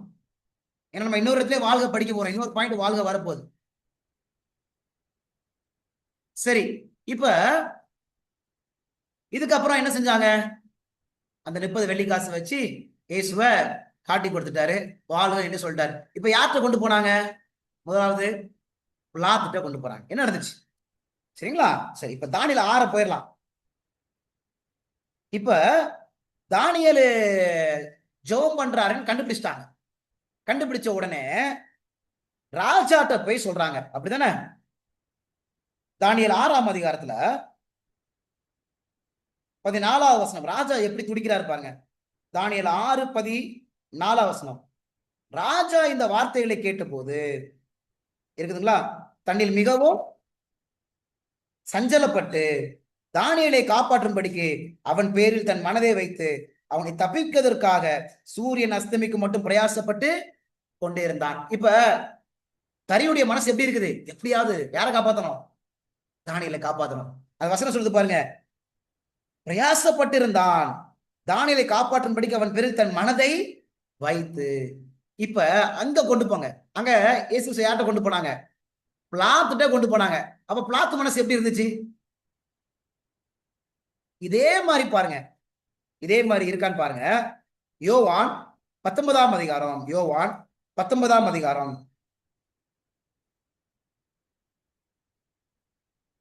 12வது வசனம். யோவான் 19ஆம் அதிகாரம் 12வது வசனம் பாருங்களேன். அது முதல் பிலாத்து அவரை விடுதலை பண்ண வகை தேடினான். இருக்குதுங்களா? வசனம் என்ன சொல்லுது? விடுதலை பண்ண வகை தேடினான். அப்ப எப்படி அங்க தரியு எப்படியாவது இவரை காப்பாற்றுவதற்கு பிரயாசப்பட்டு கொண்டிருந்தானோ, அதே போல பிலாத்தும் விடுதலை பண்ணது கிடைச்சிட்டாரு, வகை தேடி கொண்டிருந்தாரு. இருக்குதா இல்லையா? அங்க தரியும் ரிலீஸ் பண்ண நினைக்கிறாரு, இங்க பிலாத்தும் ரிலீஸ் பண்றதுக்கு பிரயாசப்படுறாங்க. சரிங்களா? அடுத்தது, சரி, இப்ப பிளாத்து வந்து இங்க தரிவு வந்து next point. Point number 10. Point number 10. சரிங்களா? இங்க பிளாத்து ரிலீஸ் பண்றதுக்கு வகை தேடுறாரு. உடனே ஜனங்கள் என்ன சொன்னாங்க? படிக்கலாமா? தானியேல் 6:15. Next point, point number 10. தானியேல் 6:15 என்ன படிக்கிறோம்? ராஜா இந்த வார்த்தைகளை கேட்டபோது தன்னில் மிகவும் சஞ்சலப்பட்டு தானியேலை காப்பாற்றும்படிக்கு அவன் பேரில் தன் மனதை வைத்து. அது நம்ம படிச்ச 14 படிச்சோம், அப்படித்தானே? 15, சாரி. அப்பொழுது அந்த மனுஷர் ராஜாவிடத்தில் கூட்டமாய் வந்து, ராஜா கட்டளையிட்ட எந்த தாக்கீதும் கட்டளையும் மாற்றப்படக்கூடாது என்பது மேதியர்க்கும் பெர்சியருக்கும் பிரமாணமாயிருக்கிறது என்று அறிவீராக என்றான். சரிங்களா? இருக்குதுங்களா இல்லையா? 16. இப்படி சொன்ன உடனே அப்பொழுது ராஜா கட்டளையிட அவர்கள் தானியேலை கொண்டு வந்து அவனை சிங்கக்கம்பியிலே போட்டார்கள். இப்ப யாருக்கு மனசு இருக்குது? தரியுக்கு மனசு இருக்குது. ஆனா அவங்க என்ன சொல்றாங்க? மேதியருக்கும் பெர்சியத்துல ஒரு சட்டம் இருக்கு. என்ன சட்டம் இருக்குது? ராஜா ஒரு கட்டளையிட்டு போட்டார் அப்படின்னா அதை மாற்றவே கூடாது. அப்ப இவரு ரிலீஸ் பண்ண வகை தேடுறாரு. ஆனா இவங்க இந்த தேசாதிபதிகள் பிரதானிகள் என்ன செய்யறாங்க? அதை தடுத்துடுறாங்க. இப்ப அதே போல அவங்க என்ன சொல்றாங்க பாருங்க. பிலாத்தும் விடுதலை பண்ண வகை தேடுறாரு, இவங்க தடுத்தாங்களா? யோவான் 19ஆம் அதிகாரம். யோவான் 19ஆம் அதிகாரத்துல 12ஆம் வசனம் பாருங்க. யோவான் 19:12 பாருங்க. அது முதல் பிலாத்து அவரை விடுதலை பண்ண வகை தேடுறாரு. இப்ப படிங்க தொடர்ந்து. யூதர்கள் அவனை நோக்கி, யோவான் 19:12. யூதர்கள் அவனை நோக்கி, இவனை விடுதலை பண்ணினால் நீர் ராயனுக்கு சிநேகிதன் அல்ல, தன்னை ராஜாவென்கிற நவனோ அவன் ராயனுக்கு விரோதி என்று சத்தமிட்டார்கள். இருக்குதுங்களா?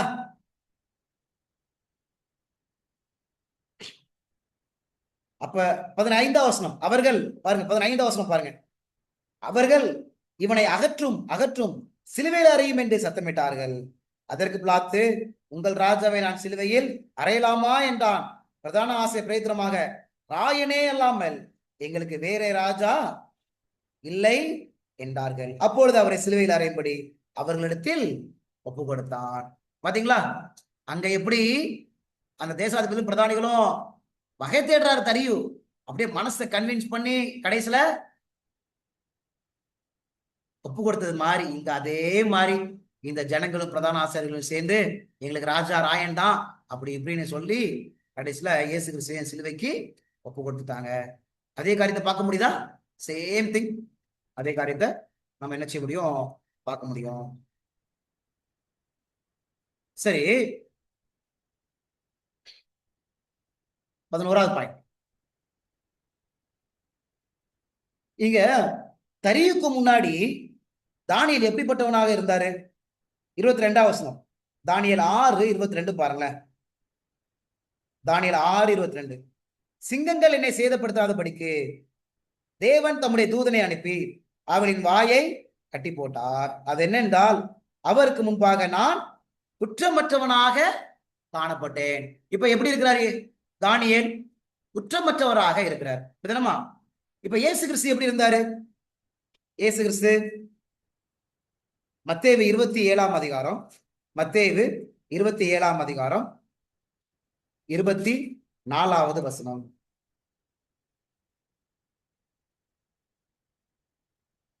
மத்தேயு 27:24, கலகம் அதிகமாகிறதே அல்லாமல் தன் பிரயத்தனத்தினாலே போஜனமில்லை என்று பிலாத்து கண்டு தண்ணீரை அள்ளி ஜனங்கள் முன்பாக கைகளை கழுவி, இந்த நீதிமானுடைய இரத்த பலிக்கு நான் யாரு? குற்றமற்றவன். என்ன பேர் சொல்றாரு? அவர் நீதிமான் அப்படின்னு சொல்றாரு. இது இந்த நீதிமான இரத்த பலிக்கு நான் யாரு? குற்றமற்றவன் அப்படின்னு இங்க என்ன செய்றாங்க, சொல்றாங்க. சரிங்களா? அப்ப அவர் யாரு? நீதிமான். இது எந்த வசனம்? மத்தேயு 27ஆம் அதிகாரம் 24வது வசனம். சரிங்களா? அப்ப அங்க தானியேலும் குற்றமற்றவராக இருக்கிறாரு, இங்க இயேசு கிறிஸ்துவும் என்ன செய்றாங்க, குற்றமற்றவராக இங்க இருக்கிறத பார்க்க முடியும். 12வது பாயிண்ட், 12வது பாயிண்ட்,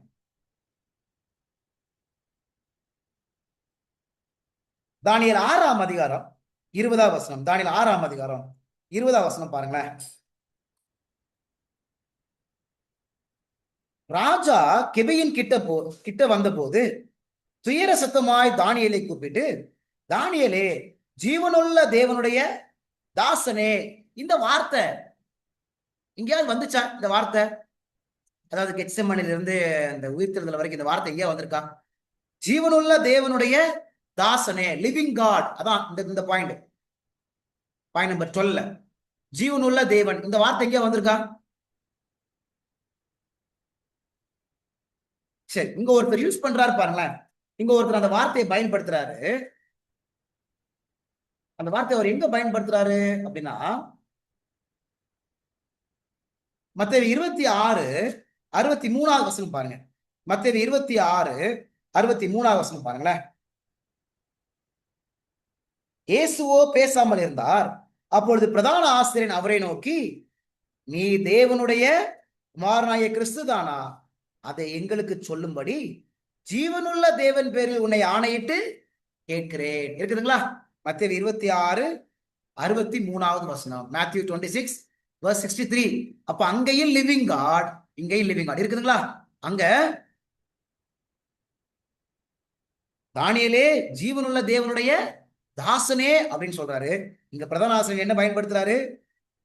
அதை எங்களுக்கு சொல்லும்படி ஜீவனுள்ள தேவன் பேரில் உன்னை ஆணையிட்டு நான் கேட்கிறேன். சரிங்களா? அப்ப அங்கேயும் அதே வார்த்தை இங்க வர்றதை நம்ம என்ன செய்ய முடியும், பார்க்க முடியும். எத்தனை பாயிண்ட் பார்த்துட்டோம் நம்ம? 12 பாயிண்ட்ஸ். சரி, 12 பாயிண்ட்ஸ். அடுத்தது பாருங்க, தானியேல் 6ஆம் அதிகாரத்துல ஒரு வார்த்தை திருப்பி திருப்பி வருது. யார் சொல்ல முடியும்? என்ன வார்த்தை திருப்பி திருப்பி வருது?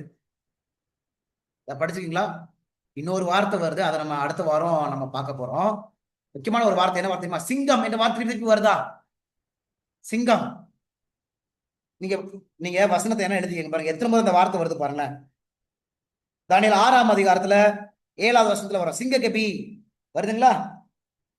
தானியேல் 6ஆம் அதிகாரத்துல 7வது வசனம், சிங்ககபி என்ற ஒரு வார்த்தை அங்க வரும். அதே போல தானியேல் 6ஆம் அதிகாரத்துல 16வது வசனம், 16வது வசனத்துல அங்கேயும் சிங்ககபி என்ற வார்த்தை அங்க வரும். சரிங்களா? திருப்பியும் தானியேல் 6:19 வரும், சிங்கங்களின் கெபிகளுக்கு தீவிரமாய் போனான். அப்புறம் தானியேல் 6:20வது வசனத்திலே வரும்.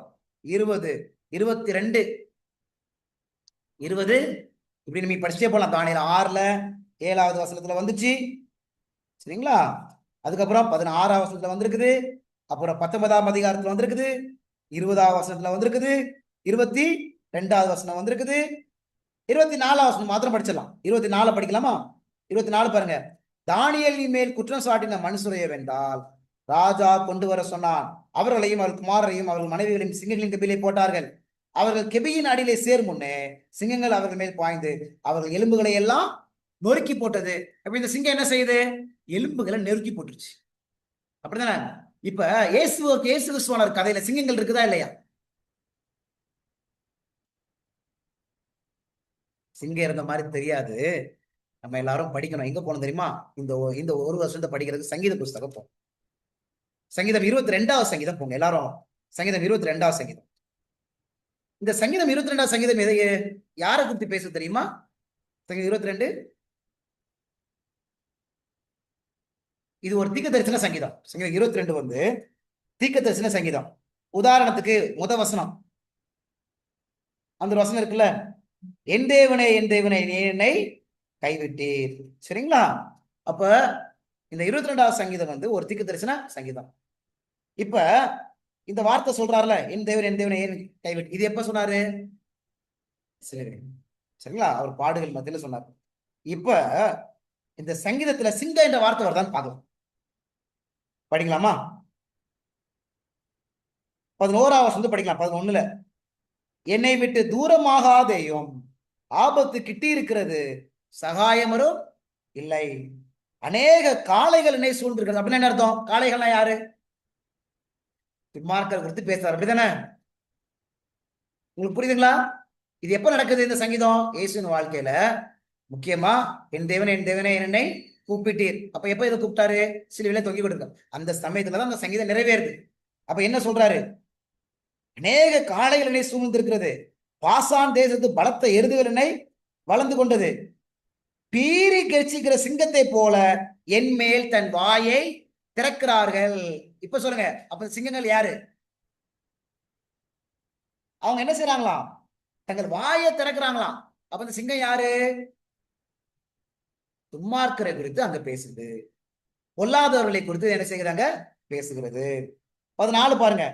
தண்ணீரை போல ஊற்றுண்டேன், என் எலும்புகள் எல்லாம் கட்டுவிட்டது, என் இருதயம் மெழுகு போல் ஆகி என் குடல்களின் நடுவே உருயிற்று. இப்ப உங்களுக்கு புரியுதுங்களா? பாருங்க, உங்களுக்கு இன்னும் சந்தேகம் இருந்துச்சுன்னா 18ஆம் வசனம் பாருங்க. 18ஆம் வசனம் பாருங்க, verse 18. என் வஸ்திரங்களை தங்களுக்குள்ளே பங்கிட்டு என் உடையின் பேரில் சீட்டு போடுகிறார்கள். இதெல்லாம் எப்ப நடக்குது? சிலுவையில. அப்ப இந்த வசனம் இருக்குல்ல, காளைகள் என்னை சூழ்ந்திருக்கிறாங்க, எருதுகள் சூழ்ந்திருக்கிறாங்க, பீறி கரிச்சுகிற சிங்கத்தை போல் என் மேல் தங்கள் வாயை திறக்கிறாங்க. அப்படி வாயை திறந்தாங்களா இல்லையா? நீ தேவனுடைய குமாரனானால். சரி, இப்படி போயிருவோம். இது யார் சொன்னது? யாரு? நீ தேவனுடைய குமாரனானால் நீங்க கீழே குதிங்க அப்படின்னு சொன்னது யாரு? அப்ப இந்த சிங்கம் யாரு? சரிங்களா? உங்களுக்கு புரிஞ்சு புரியுதா? கெர்ச்சிக்கிற சிங்கம். சரிங்களா? அப்ப தானியல் கதிலையும் அங்க சிங்கங்கள் இருக்குது. தன் வாயினால எலும்புகளை என்ன செய்யுது? சாப்பிடுது. அதே போல இயேசு கிறிஸ்து சிலுவையில் தொங்கிட்டு இருக்கும் போதும் சிங்கங்கள் இருந்துச்சு, அது வாயை திறந்துச்சு, எலும்புகளை எல்லாம் என்ன செய்து? கட்டுவிட்டது. அப்படின்னு நம்ம என்ன செய்யறோம்? நம்ம படிக்கிறோம். கிடைச்சிச்சுங்களா? சரிங்களா? எத்தனை பாயிண்ட் பார்த்துட்டோம்? 13 பாயிண்ட் படிச்சிட்டோம். அடுத்தது பாருங்க, இன்னொரு வார்த்தை தானியேல் 6ஆம் அதிகாரத்துல திருப்பி வரும். 14th point. சரிங்களா? 14th point. இன்னொரு பாயிண்ட் திருப்பி வரும். தானியேல் 6:9 வசனம் 10 வசனம் பாருங்க. அப்படியே ராஜாவாகிய தரியு அந்த கட்டளை பத்திரத்துக்கு கையெழுத்து வைத்தான். எழுத்துன்னு ஒரு வார்த்தை வருது, கையெழுத்து, இந்த சைன், கையெழுத்து. சரி, தானியேல் வென்றால் அந்த பத்திரத்துக்கு கையெழுத்து வைக்கப்பட்டது என்று அறிந்த போதிலும், சரிங்களா, இங்க என்ன இருக்குது, ஒரு பத்திரம் ஒண்ணு இருக்குது, அதுல என்ன செய்றாங்க, கையெழுத்து வைக்கிறாங்க. இங்கிலீஷ்ல சூப்பரா இருக்கும், என்ன வார்த்தை வருது, ரைட்டிங் என்ற வார்த்தை வருதா? இங்க பத்திரம்னு வருதுங்கல்ல, நம்ம தமிழ் பைபிள்ல பத்திரம்னு வருதுங்கல்ல, அங்க என்ன இருக்கு அப்படின்னா ரைட்டிங் அப்படின்னு இருக்கும். பத்திரத்துல என்ன செய்வாங்க, எழுதியிருப்பாங்க, அப்படித்தானே, என்னென்ன காரியத்தை குறித்து எழுதியிருப்பாங்க. இங்கிலீஷ் பைபிள் எப்படி பாத்தீங்கன்னா ரைட்டிங் அப்படின்னு இருக்கும், சரிங்களா. இப்ப அதே போல இயேசு சிலுவையில தொங்கும்போது எழுதுனாங்களா இல்லையா? சரிங்களா, எங்க இருக்கு, யோவான் 19ஆம் அதிகாரம் 19வது வசனம். யோவான் 19ஆம் அதிகாரம் 19வது வசனம் பாருங்க. அங்கேயும் ரைட்டிங்னா இங்கிலீஷ் பைபிள்ல சூப்பரா வரும். பிலாத்து ஒரு மேல் விலாசத்தை எழுதி சிலுவையின் மேல் போடுவித்தான். அது நசரனாகிய இயேசு யூதருடைய ராஜா என்று எழுந்தது. அப்ப இங்கேயும் ஒரு மேல் விலாசத்தை எழுதுறாரா இல்லையா? சரிங்களா, அங்க ஒரு பத்திரத்துல எழுதி அதை கையெழுத்து போடுறாங்க. இங்க என்ன செய்றாங்க, ஒரு மேல் விலாசத்தை எழுதி சிலுவையின் மேல போடுறாங்க. அதுல என்ன எழுதிருக்குது, நசரனாகிய இயேசு யூதருடைய ராஜா என்று எழுதுறது. ரெண்டு இடத்துலயுமே ரைட்டிங் ரைட்டிங், சரிங்களா. அங்கேயும் பத்திரத்துல எழுதுறாங்க, இங்க என்ன செய்றாங்க, எழுதுறாங்க என்பதை பார்க்க முடியும். சரிங்களா, எத்தனை பாயிண்ட் பார்த்துட்டோம், 14 பாயிண்ட். சரி, இப்ப இயேசு கிறிஸ்து, இப்ப தரியு ராஜா தானியேலை சிலுவையில போடும்போது தரியு ராஜா மனநிலை எப்படி இருந்துச்சு? தானியேல் 6:18, தானியேல் 6:18. பின்பு ராஜா தன் அரண்மனைக்கு போய் முழுவதும் போஜனம் பண்ணாமலும் கீத வாக்கியம் முதலானவைகள் தனக்கு முன்பாக வரவட்டாமலும் இருந்தான். அவனுக்கு நித்திரையும் வராம போயிற்று. யாருக்கு, தரியு ராஜாக்கு. என்னாச்சா, வசனம் சொல்லுது, முழுவதும் போஜனம் பண்ணாமலும். அப்ப ராணா என்ன குறிக்குது, முழுவதும் இரவு, அப்படிதானே. இரவுனா என்னது, டார்க்னஸ் இருக்குதுங்களா இல்லையா? இரவுனா என்னது, டார்க்னஸ் தானே, இருட்டு, இருளு. இப்ப முழுவதும் முழுவதும் அவர் என்ன செய்யல, போஜனம் பண்ணல, கீத வாக்கிய முதலானவைகளை வரவட்டாமலும் இருந்தான். அவனுக்கு நித்திரை வராமற் போயிட்டு. எப்ப, அங்க தானியேலை சிலுவையில போடும்போது ராஜாவால தொங்கவே முடியல. இப்ப இந்த கதைக்கு வந்துருங்க. இயேசு கிறிஸ்து சிலுவையில தொங்கும் போது அங்கேயும் அந்தகாரம் இருந்துச்சா இல்லையா? இங்கேயும் இருளு, அங்கேயும் ஒரு அந்தகாரம் ஒண்ணு இருந்துச்சா இல்லையா?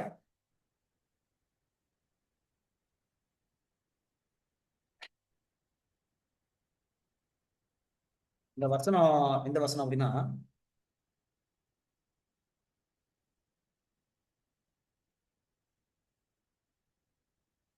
மத்தேயு 27:45 வசனம். மத்தேயு 27:45 வசனம். 6ஆம் மணி நேரம் முதல் 9ஆம் மணி நேரம் வரைக்கும் பூமி எங்கும் அந்தகாரம் உண்டாயிற்று. இருக்குதுங்களா, அங்க இருள் என்ற வார்த்தை வருது, இங்க என்ன வருது, அந்தகாரம்.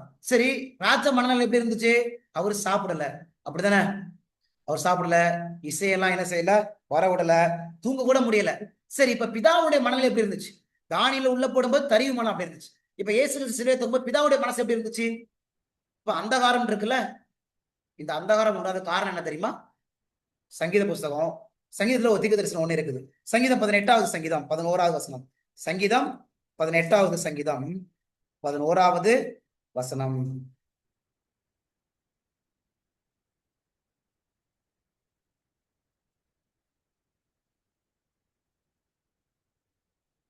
சங்கீதம் 18:11 வசனம் பாருங்க. இது ஒரு தீர்க்க தரிசன வசனம், சரிங்களா.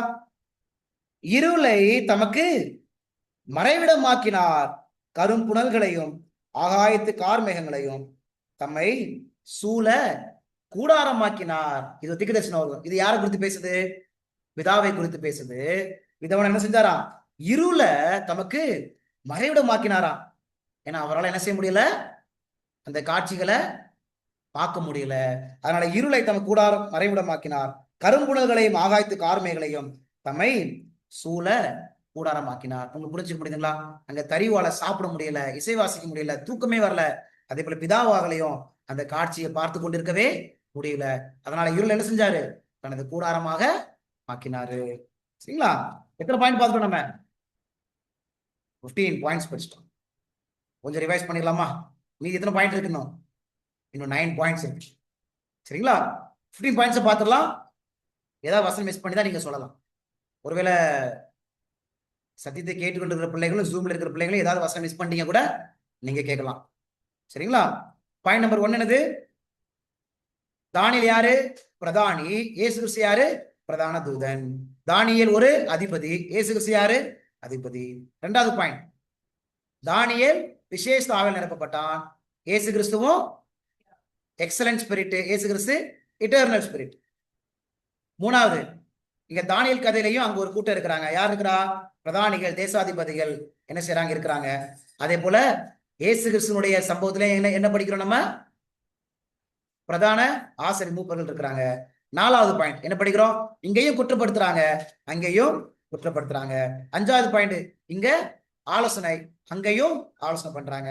ஆறாவது பாயிண்ட், இங்கேயும் 3 முறை ஜெபம் பண்றாரு தானியேல், அங்க இயேசுவானவரை 3 முறை ஜெபம் பண்றாங்க. ஏழாவது பாயிண்ட், இங்கேயும் 30, அங்கேயும் 30. எட்டாவது பாயிண்ட், இங்கேயும் வாழ்க, அங்கேயும் வாழ்க. 9வது பாயிண்ட், தரிவு எப்படியாவது இயேசு கிறிஸ்துவ விடுதலை பண்ணலாம்னு நினைக்கிறாரு. அதே போல அங்க பிளாத்தும் விடுதலை பண்ண நினைக்கிறாரு. 10வது பாயிண்ட், இங்க தரிவு விடுதலை பண்ண நினைக்கிறாரு, அங்க யார் தடுக்கிறா? தேசாதிபதிகள், மூப்பர்கள் என்ன செய்றாங்க? தடுக்கிறாங்க. அதே போல இங்க என்ன செய்றாங்க? ஜனங்கள் தடுக்கிறாங்க. 11வது பாயிண்ட் என்ன படிச்சோம்? இங்க தானியேல் குற்றமற்றவரா இருக்கிறாரு, அங்க இயேசுவானவரும் நீதிமானாக இருக்கிறாரு. 12வது பாயிண்ட், இங்க ஜீவனுள்ள தேவன் என்ற வார்த்தை பயன்படுத்தப்படுது, அங்க அதே போல அந்த பிரதான ஆசிரியர் ஜீவனுள்ள தேவன் என்ற வார்த்தையை பயன்படுத்துறாங்க. இங்கேயும் சிங்கங்கள் என்ற வார்த்தை வருது, அங்கேயும் சிங்கங்கள் என்ற வார்த்தை வருது. இங்க பத்திரத்துல எழுதுறாங்க, அங்கேயும் என்ன செய்றாங்க? அங்க சிலுவைக்கு மேலாக அங்க எழுதுறாங்க. சரிங்களா? 15வது பாயிண்ட், இங்கேயும் இருள் என்ற ஒரு காரியம் இருக்குது, அங்கேயும் அந்தகாரம் என்ற ஒரு காரியம் இருக்கு. அந்த இரவுல தரிவா சாப்பிட முடியல, நித்திர வரவே இல்லை, அங்க பிதாவால் அந்த காட்சியை பார்க்க முடியல, இருளை தன் கூடாரமாக மாக்கினார் என்று சொல்லி நம்ம என்ன செய்யறோம்? நம்ம பார்க்கிறோம். சரிங்களா? 15 பாயிண்ட். 16வது பாயிண்ட்குள்ள போயிடலாம். 16வது பாயிண்ட், இப்ப இவரை தூக்கி எங்க போட்டாங்க? தானியேலை தூக்கி எங்க போட்டாங்க? தானியேல் 6ஆம் அதிகாரத்துல 16வது வசனம் பாருங்களேன். 16வது வசனம் எங்க போட்டாங்க? சிங்க கபில போட்டாங்க, அப்படித்தானே?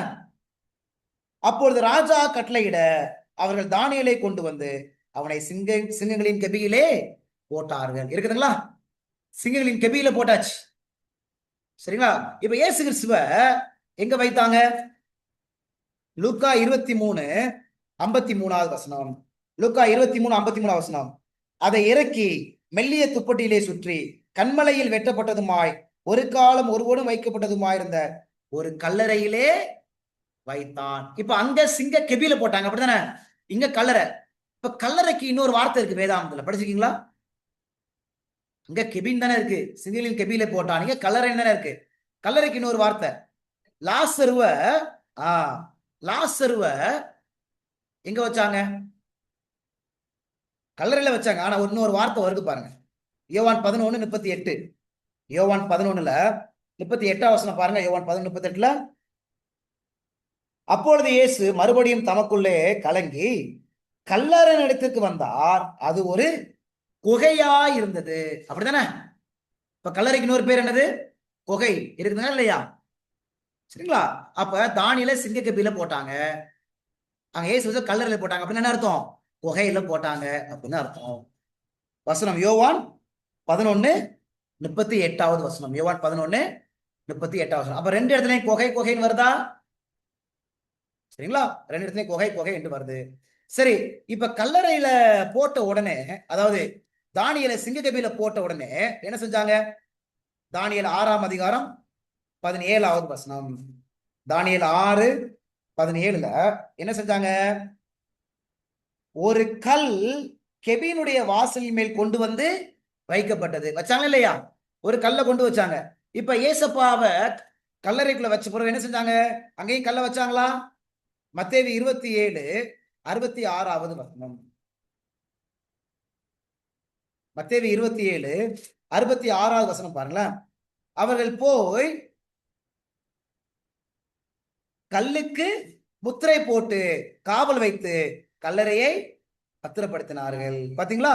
அப்ப எதை வைத்தாங்க? அவங்க கல்ல என்ன செஞ்சாங்க? வைத்தாங்க. 60 வசனம் பாருங்க. 60 வசனம்.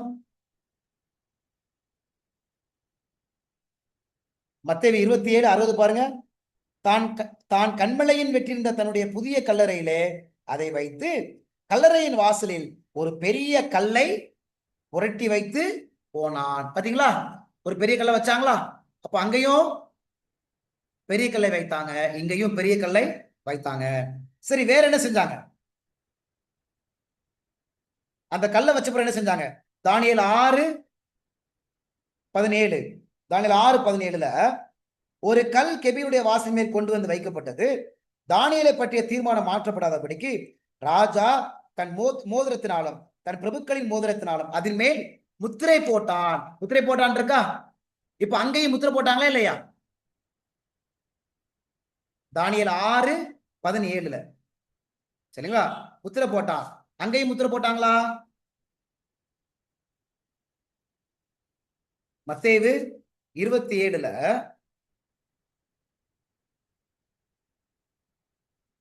66வது வசனம். சரிங்களா? 66வது வசனம் பாருங்க. 66வது வசனத்துல அந்த கல்லுக்கு முத்திரை போட்டாங்களா? அவர்கள் போய் கல்லுக்கு முத்திரை போட்டு இருக்குதுங்களா? கல்லுக்கு முத்திரை போட்டு. சரி, அடுத்தது தானியேல் 6ஆம் அதிகாரத்துல 22வது வசனம் வந்துருங்க. இப்ப யார அனுப்பி காப்பாத்துறாங்க ஆண்டவர்? தானியேல் 6:22 பாருங்களேன். சிங்கங்கள் என்னை சேதப்படுத்தாதபடிக்கு தேவன் தம்முடைய தூதனை அனுப்பி அவரின் வாயை கட்டி போட்டார். பாத்தீங்களா? என்ன சொல்றாரு? தேவன் தம்முடைய தூதனை அனுப்பி அவரின் வாயை கட்டி போட்டார். தானியேல் 6:22வது வசனம் இருக்குதுங்களா? இப்ப அதே போல அங்கேயும் தூதர்கள் வர்றாங்களா? அங்க எப்படி சிங்கங்களின் வாய தூதர்கள் கட்டி போட்டாங்களோ அது இப்படி எங்க என்ன நடந்துச்சுன்னு பாருங்களேன். மத்தேயு 28ஆம் அதிகாரம் 2வது வசனம். மத்தேயு 28ஆம் அதிகாரம் 2வது வசனம் பாருங்க. 2வது வசனத்துல அப்பொழுது பூமி மிகவும் அதிரும்படி கர்த்தருடைய தூதன் வானத்திலிருந்து வந்து வாசல் இருந்த கல்லை புரட்டி தள்ளி அதன் மேல் உட்கார்ந்தான். பாத்தீங்களா? வாசல் இருக்கிற கல்லை என்ன செய்யறாங்க? யார் புரட்டி தள்ளுறா? தூதன் புரட்டி தள்ளுறாங்க. அது மேல உட்காராரு. அங்க என்ன படிக்கிறோம்? அந்த சிங்கங்களின் வாய் யார் கட்டி போட்டது? தூதன் கட்டி போட்டாரு. சரிங்களா? மத்தேயு 28:2வது வசனம். இப்ப ராஜா எப்ப போறாரு? தானியேலை பாக்குறதுக்கு எப்ப போறாரு? தானியேல் 6:19 படிங்களேன். தானியேல் 6ஆம் அதிகாரம் 19வது வசனம் படிங்க. காலமே கிழக்கு வெளுக்கும் போது ராஜா எழுந்திருந்து சிங்கங்களின் கெபிக்கு தீவிரமாய் போனான். பாத்தீங்களா? இப்ப ராஜா காலையில போனாரா இல்லையா? இப்ப அதே போல இங்க யாரு போனாங்க? மத்தேயு 28ஆம் அதிகாரம். மத்தேயு 28வது அதிகாரத்துல முதல் வசனத்துல பாருங்களேன். மத்தேயு 28:1 ஓய்வு நாள் முடிந்து வாரத்தின் முதலாம் நாள் விடிந்து வருகையில் மகதலேனா மரியாளும் மற்ற மரியாளும் கல்லறையை பார்க்க வந்தார்கள். எப்ப? விடிந்து வருகையில். விடிந்து வருகையில் அப்படின்னு சொல்லி நம்ம என்ன செய்யறோம்? நம்ம பாக்குறோம். அப்ப அவங்களும் விடிய காலத்துல போறாங்க. அங்க தரியும் என்ன செய்யறாரு? விடியற் காலத்துல அங்க போறாரு. இன்னொரு வசனம் மார்க் 16:2வது வசனம் என்ன எழுதிக்காங்க? மார்க் 16:2வது வசனம். மார்க் 16:2வது வசனம். வாரத்தின் முதலாம் நாள் அதிகாலையிலே சூரியன் உதயமாகிற போது கல்லறையிடத்திற்கு வந்து. பாத்தீங்களா? அதிகாலையிலே அவங்க என்ன போறாங்க. அதே போல தரியு ராஜா என்ன செய்யறாரு? காலையிலே எழும்பி என்ன செய்யறாரு? போறாரு. சரிங்களா? எத்தனை பாயிண்ட் பார்த்துக்கணும் நம்ம இப்ப? 20 பாயிண்ட்ஸ். சரிங்களா? இப்ப அந்த கடைசி 5 பாயிண்ட் பார்த்தோம், அது மாத்திரம் பாத்துருவோமா? அங்க சிங்க கபில போடுறாங்க, இங்க இயேசு கிறிஸ்துவ கல்லறையில போடுறாங்க. கல்லறை என்னச்சுன்னா ஒரு குகையில போடுறாங்க. அது ஒரு 17வது பாயிண்ட். அந்த சிங்க கபில கல்ல வைக்கிறாங்க, இங்க இயேசு கிறிஸ்துடைய சம்பவத்திலையும் கல்லறையில கல் வைக்கிறாங்க. அங்கேயும் முத்திரை போடுறாங்க, இங்கேயும் முத்திரை போடுறாங்க. அங்கேயும் ஒரு தூதன் சீனின் வாயை கட்டி போடுறாரு. இங்க தூதன் இந்த கல்லறையுடைய வாயில இருக்கக்கூடிய அந்த கல்லை தூக்கி என்ன செய்றாரு? வெளியில போடுறாரு. சரிங்களா? 20வது அங்க தடிவு ராஜா காலையிலே எழும்புறாரு. இங்க ஸ்திரீகள் நினைச்சுறாங்க, காலையிலே எழும்பி அந்த கல்லறைக்கு போறாங்க. அவங்க எப்படி ராஜா சிங்கக்கபிக்கு போனாரோ, அந்த கல்லறைக்கு போனாரோ, அந்த குகைக்கு போனாரோ, அது போல இவங்க என்ன செய்றாங்க? அந்த குகைக்கு அவங்க போறாங்க. கிடைச்சுங்களா? எத்தனை பாயிண்ட் பார்த்துட்டோம்? 20. 21வது பாயிண்ட், தானியேல் புஸ்தகம் 6வது அதிகாரத்துல 21வது வசனம் பாருங்களேன். அப்பொழுது தானியேல், ராஜாவே நீர் என்றும் வாழ்க அப்படின்னு சொல்றாரு. இது எப்ப சொல்றாரு? அவரு தப்பிக்கப்பட்டாரா இல்லையா?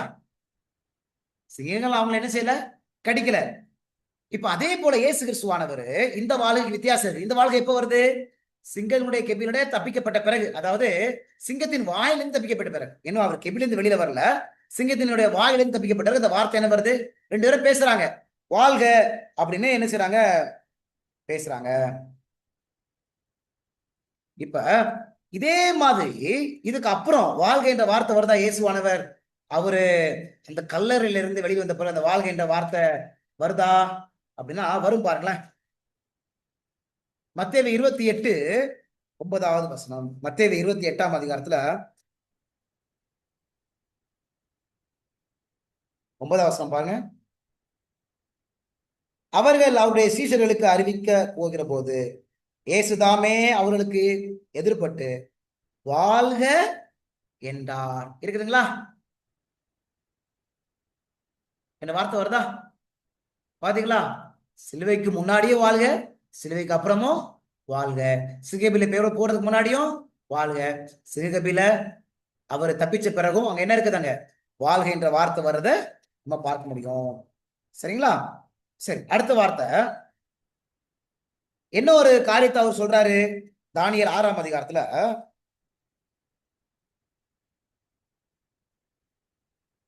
25ஆம் வசனம். தானியேல் 6:25ல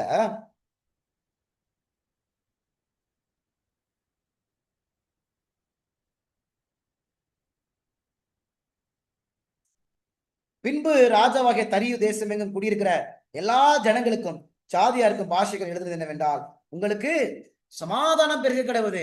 ஏசுப்பா சொன்னாரா இல்லையா? அவர் உயிர்த்தெழுந்த பிறகு சமாதானத்துக்கு சொன்னாரா இல்லையா? லூக்கா 24ஆம் அதிகாரம் 36ஆம் வசனம். லூக்கா 24ஆம் அதிகாரத்துல 36வது வசனம் பாருங்களேன். இவைகளை குறித்து அவர்கள் பேசிக் கொண்டிருக்கையில் இயேசுதாமே அவர்கள் நடுவிலே நின்று உங்களுக்கு சமாதானம் என்றார். இருக்குதுங்களா? அங்கேயும் சமாதானம், இங்கேயும் சமாதானம் என்ற வார்த்தை வருத. இதுல எப்ப வருது? இங்க உயிர்த்ததுக்கு அப்புறம். அதே போல அங்கேயும் தானியேல் சிங்கக்கபில இருந்து வெளியில கொண்டு வந்ததுக்கு அப்புறம் இந்த காரியம் என்ன செய்கிறது? பேசப்படுகிறது. சரிங்களா? 23 இங்க ராஜா ஒரு செய்தி அனுப்புறாரு. என்ன செய்தி அனுப்புறாரு பாருங்க. தானியேல் 6வது அதிகாரத்துல தானியேல் 6ல என்ன செய்தி அனுப்புறாரு? எப்ப இது? தானியேலை வெளியில எடுத்த பிறகு ராஜா ஒரு செய்தி அனுப்புறாரு. தானியேல் 6:25-26 25-26 என்ன செய்தி அனுப்புறாரு?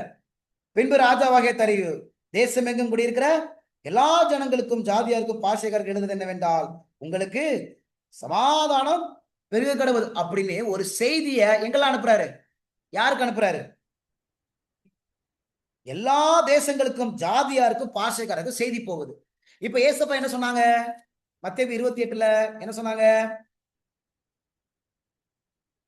சரி, இன்னொரு வார்த்தை அங்க மிக்ஸ் பண்ணியாச்சு. தானியேல் 6ல இப்ப எந்த வசனம் படிச்சோம் நம்ம? 25 26ல பாருங்களேன். அந்த செய்தி என்ன சொல்றாரு பாருங்க.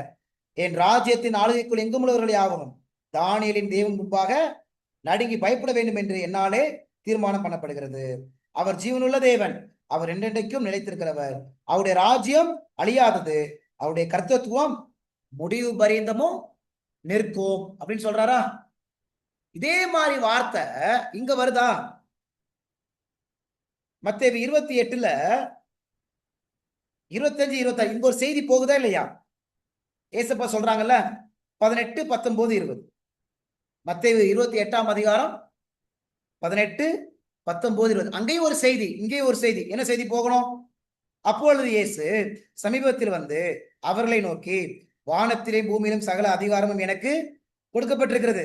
ஆகையால் நீங்கள் புறப்பட்டு போய் சகல ஜாதிகளையும் சீஷராக்கி பிதா குமாரன் பசுத்தாவி நாமத்திலே அவர்களுக்கு ஞானஸ்தானம் கொடுத்து, நான் உங்களுக்கு கட்டளையிட்ட யாவையும் அவர்கள் கை கொள்ளும்படி அவர்களுக்கு உபதேசம் பண்ணுங்கள். இதோ உலகத்தின் முடிவு பரிந்தும் சகல நாட்களிலும் நான் உங்களுடனே கூட இருக்கிறேன். இங்க ஒரு செய்தி போகுதா இல்லையா? இப்ப அந்த செய்தி யாருக்கெல்லாம் போச்சு? தானியேல் 6ஆம் அதிகாரத்துல அந்த செய்தி யாருக்கெல்லாம் போச்சு? சகல ஜாதிகளுக்கும் போச்சு. இங்கேயும் இயேசப்பா என்ன சொல்றாரு? 19ஆம் வசனத்துல, நீங்கள் புறப்பட்டு போய் சகல ஜாதிகளையும் சீஷராக்கி. பாத்தீங்களா? அங்கேயும் என்ன வார்த்தை வருது பாருங்களேன். தானியேல் 6ல என்ன வார்த்தைனா, அவருடைய கர்த்தத்துவம் முடிவு பரியந்தம் நிற்கும் அப்படின்னு வருதா? முடிவு பரியந்தம். இங்க இயேசப்பா என்ன சொல்றாங்க? உலகத்தின் முடிவு பரிந்தமும் சகல நாட்களிலும் நான் உங்களுடனே கூட இருக்கிறேன். பாத்தீங்களா? அதே மாதிரி தானே செய்தி போகுது. அவர் என்ன சொல்றாரு? சகல ஜாதிகளுக்கும் செய்தி அனுப்புறாங்க. அவருடைய ராஜ்யம் முடிவு பரிந்த இருக்கு. ஏசப்பா சொல்றாரு, சகல ஜாதிக்கும் நீங்க அனுப்புங்க, முடிவு பரிந்தமோ நான் உங்களுடனே கூட இருக்கிறேன்.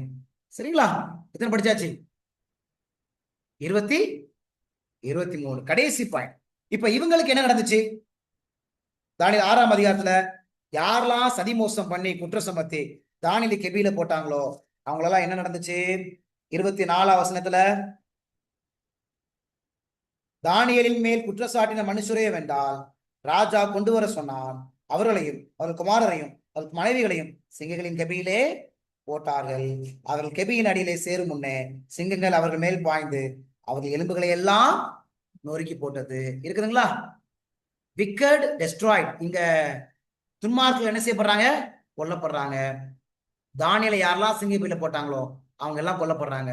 அதே மாதிரி ஏசு கிறிஸ்துவ சிலுவையில் அரைஞ்சாங்க. யாரெல்லாம் மனம் திரும்பலையோ அவங்க எல்லாம் அழிக்கப்படுவாங்களா அழிக்க மாட்டாங்களா? அழிக்கப்படுவாங்களா அழிக்கப்பட மாட்டாங்களா? மத்தேயு 21ஆம் அதிகாரத்துல பாருங்களேன். ஏசப்பா ஒரு ஓமையில இதை அழகா சொல்லியிருக்கிறார்.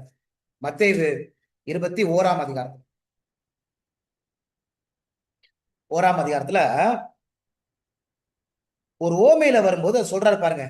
37ஆம் வசனத்தை படிக்கலாம். 37ல, கடைசியிலே அவன் என் குமாரனுக்கு அஞ்சுவார்கள் என்று சொல்லி தன் குமாரனை அவர்களிடத்தில் அனுப்பினான். மத்தேயு 21:37, 38.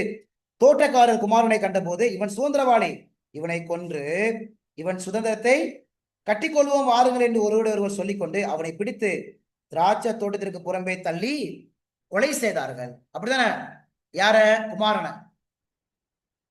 40ஆம் வசனம், அப்படி இருக்க திராட்சை தோட்டத்தில் எஜமான் வரும்போது அந்த தோட்டக்காரரை என்ன செய்வான் என்று கேட்டார். என்ன செய்வாரு?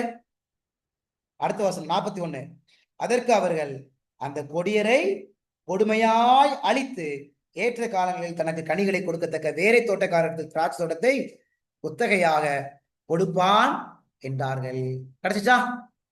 தீர்க்கதரிசனம் மத்தேயு 21:37-41. அப்ப இந்த வருஷத்துல என்ன படிக்கிறோம்? குமாரரை என்ன செஞ்சாங்க? கொலை செஞ்சவங்க என்ன செய்யப்படுவாங்க? அழிக்கப்படுவாங்க. குமாரன் யாரு? இயேசு கிறிஸ்துவானவர். அதே போல இந்த தீர்க்கதரிசனம் நிறைவேறிச்சா இல்லையா? கிபி 70வது ஆண்டுல எருசலேம் என்ன செய்யப்பட்டுச்சு? அழிக்கப்பட்டுச்சு. ஏசப்பா சொன்னார்ல, ஒரு கல்லின் மேல் ஒரு கல்லீராக ஒரு காலம் வரும்னு சொன்னார்ல, எருசலேம் அழிக்கப்படும் சொன்னார்ல. அப்ப இந்த தீர்க்கதரிசனம், இந்த ஓமையின் தீர்க்கதரிசனம் நிறைவேறிச்சு. யாரெல்லாம் இயேசுவை சிலுவையில் அறைஞ்சு கொலை செய்தாங்களோ அதுக்கப்புறம் மனம் திரும்பாதவர்கள் என்ன செய்யப்பட்டாங்க? ரோம ராஜ்யத்தினால அழிக்கப்பட்டாங்க. எப்படி தானியேலை சிங்கப்பையில போட்டாங்க அழிக்கப்பட்டாங்களோ அதே போல இவங்களும் என்ன செய்யப்பட்டாங்க? அழிக்கப்பட்டாங்க. சரிங்களா? இப்போ உங்களுக்கு புரியுதா? எத்தனை பாயிண்ட் படிச்சாச்சு? 24 பாயிண்ட்ஸ் படிச்சாச்சு. நீங்களே ஜோம் பண்ணுங்க, இன்னும் அதிக பாயிண்ட் படிக்கணும். சரிங்களா? அப்ப ஆண்டவர் இந்த தானியேல் கதை வழியா யார பார்க்கறதற்காக, யார நம்ம பார்க்கணும் என்பதற்காக அந்த கதையை போட்டு வச்சிருக்கிறாரு. இயேசு கிறிஸ்துவையும் அவருடைய சிலுவை பாடுகளையும் நம்ம என்ன செய்யணும்? பார்க்க வேண்டும் என்பதற்காக தான் தானியேல் 6ஆம் அதிகாரம்.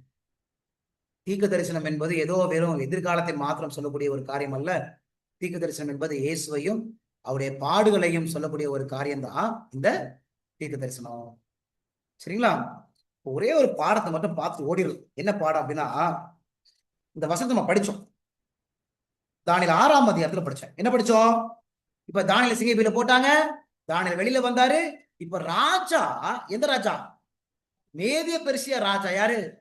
மேதிய ராஜா. மேதிய நாட்டு ராஜா யாரு? தரியு நாடுகளுக்கு செய்தி அனுப்புறாரு. அந்த செய்தி எல்லாம் எங்க போனோம்? அந்த வசனத்தை மீண்டும் நம்ம வாத்துட்டு இன்னும் 2 வசனத்தை வாசித்து முடிக்க போனோம். தானியேல் 6ஆம் அதிகாரம் பாருங்களேன். பின்பு ராஜாவாகிய தரியு தேசம் எங்கும் குடியிருக்கிற எல்லா ஜனங்களுக்கும் ஜாதியாருக்கும் பாஷைகள் எழுதுவது என்னவென்றால், உங்களுக்கு சமாதானம் பெருக கடவுது. என் ராஜ்யத்தின் ஆளுகைக்குள் எங்கும் உள்ளவர்கள் யாவரும் தானியேலின் தேவனுக்கு முன்பாக நடுங்கி பயப்பட வேண்டும் என்று என்னாலே தீர்மானம் பண்ணப்படுகிறது. சரிங்களா? அப்ப ரிசரக்ஷனுக்கு அப்புறம் தானியேலை சிங்கத்திலிருந்து வெளியில கொண்டு வந்த பிறகு இந்த செய்தி போகும். அப்படித்தானே? அதே போல இயேசு கிறிஸ்துவானவர் உயிர் தெழுந்த பிறகு ஒரு செய்தி ஒன்று போகணும். மத்தேயு 28ல பார்த்துட்டோம், ஒரு செய்தி ஒண்ணு இருக்குது. ஆனா கடைசி காலத்துல வாழக்கூடிய நீங்களும் நானும் பிரசங்கிக்க வேண்டிய செய்தி, இதற்கு ஒத்த செய்தி ஒண்ணு இருக்குது. எங்க இருக்குது? வெளிப்படுத்தல் 14ஆம் அதிகாரம் பாருங்களேன். வெளிப்படுத்தல் 14ஆம் அதிகாரத்துக்கு போலாம். இதற்கு இதே மாதிரி செய்தி வெளிப்படுத்தல் 14ஆம் அதிகாரத்துல இருக்குதா? போயிருங்க. வெளிப்படுத்தல் 14ஆம் அதிகாரத்துல 6வது வசனம் 7ஆம் வசனம். வெளிப்படுத்தல் 14ல 6வது வசனத்தையும் 7வது வசனத்திலே பாருங்க. இதே மாதிரி ஒத்த செய்தி வருதான்னு பாருங்க. பின்பு வேறொரு தூதன் வானத்தின் மத்தியிலே பறக்க கண்டு, அவன் பூமியில் வாசம் பண்ணுகிற சகல ஜாதிகளுக்கும் கோத்திரத்தாருக்கும் பாஷைக்காரருக்கும் ஜனக்கூட்டத்தாருக்கும் அறிவிக்கத்தக்கதாக நித்திய சுவிசேஷத்தை உடையவனாயிருந்து மிகுந்த சத்தமிட்டு தேவனுக்கு பயந்து அவரை மகிமைப்படுத்துங்கள். இருக்குதா இல்லையா? எப்படி? அங்க என்ன படிச்சோம்? சகல ஜாதியா இருக்கும், சகல பாஷைக்காரருக்கும், சகல ஜனங்களுக்கும் அங்க ராஜா ஒரு செய்தியை அனுப்புறாரு. அதே போல கடைசி கால ஜனத்துக்கு ஆண்டவர் ஒரு செய்தி அனுப்புறாரு. அந்த செய்தியில என்ன இருந்துச்சு? அவர் என்ன அனுப்புனாரு?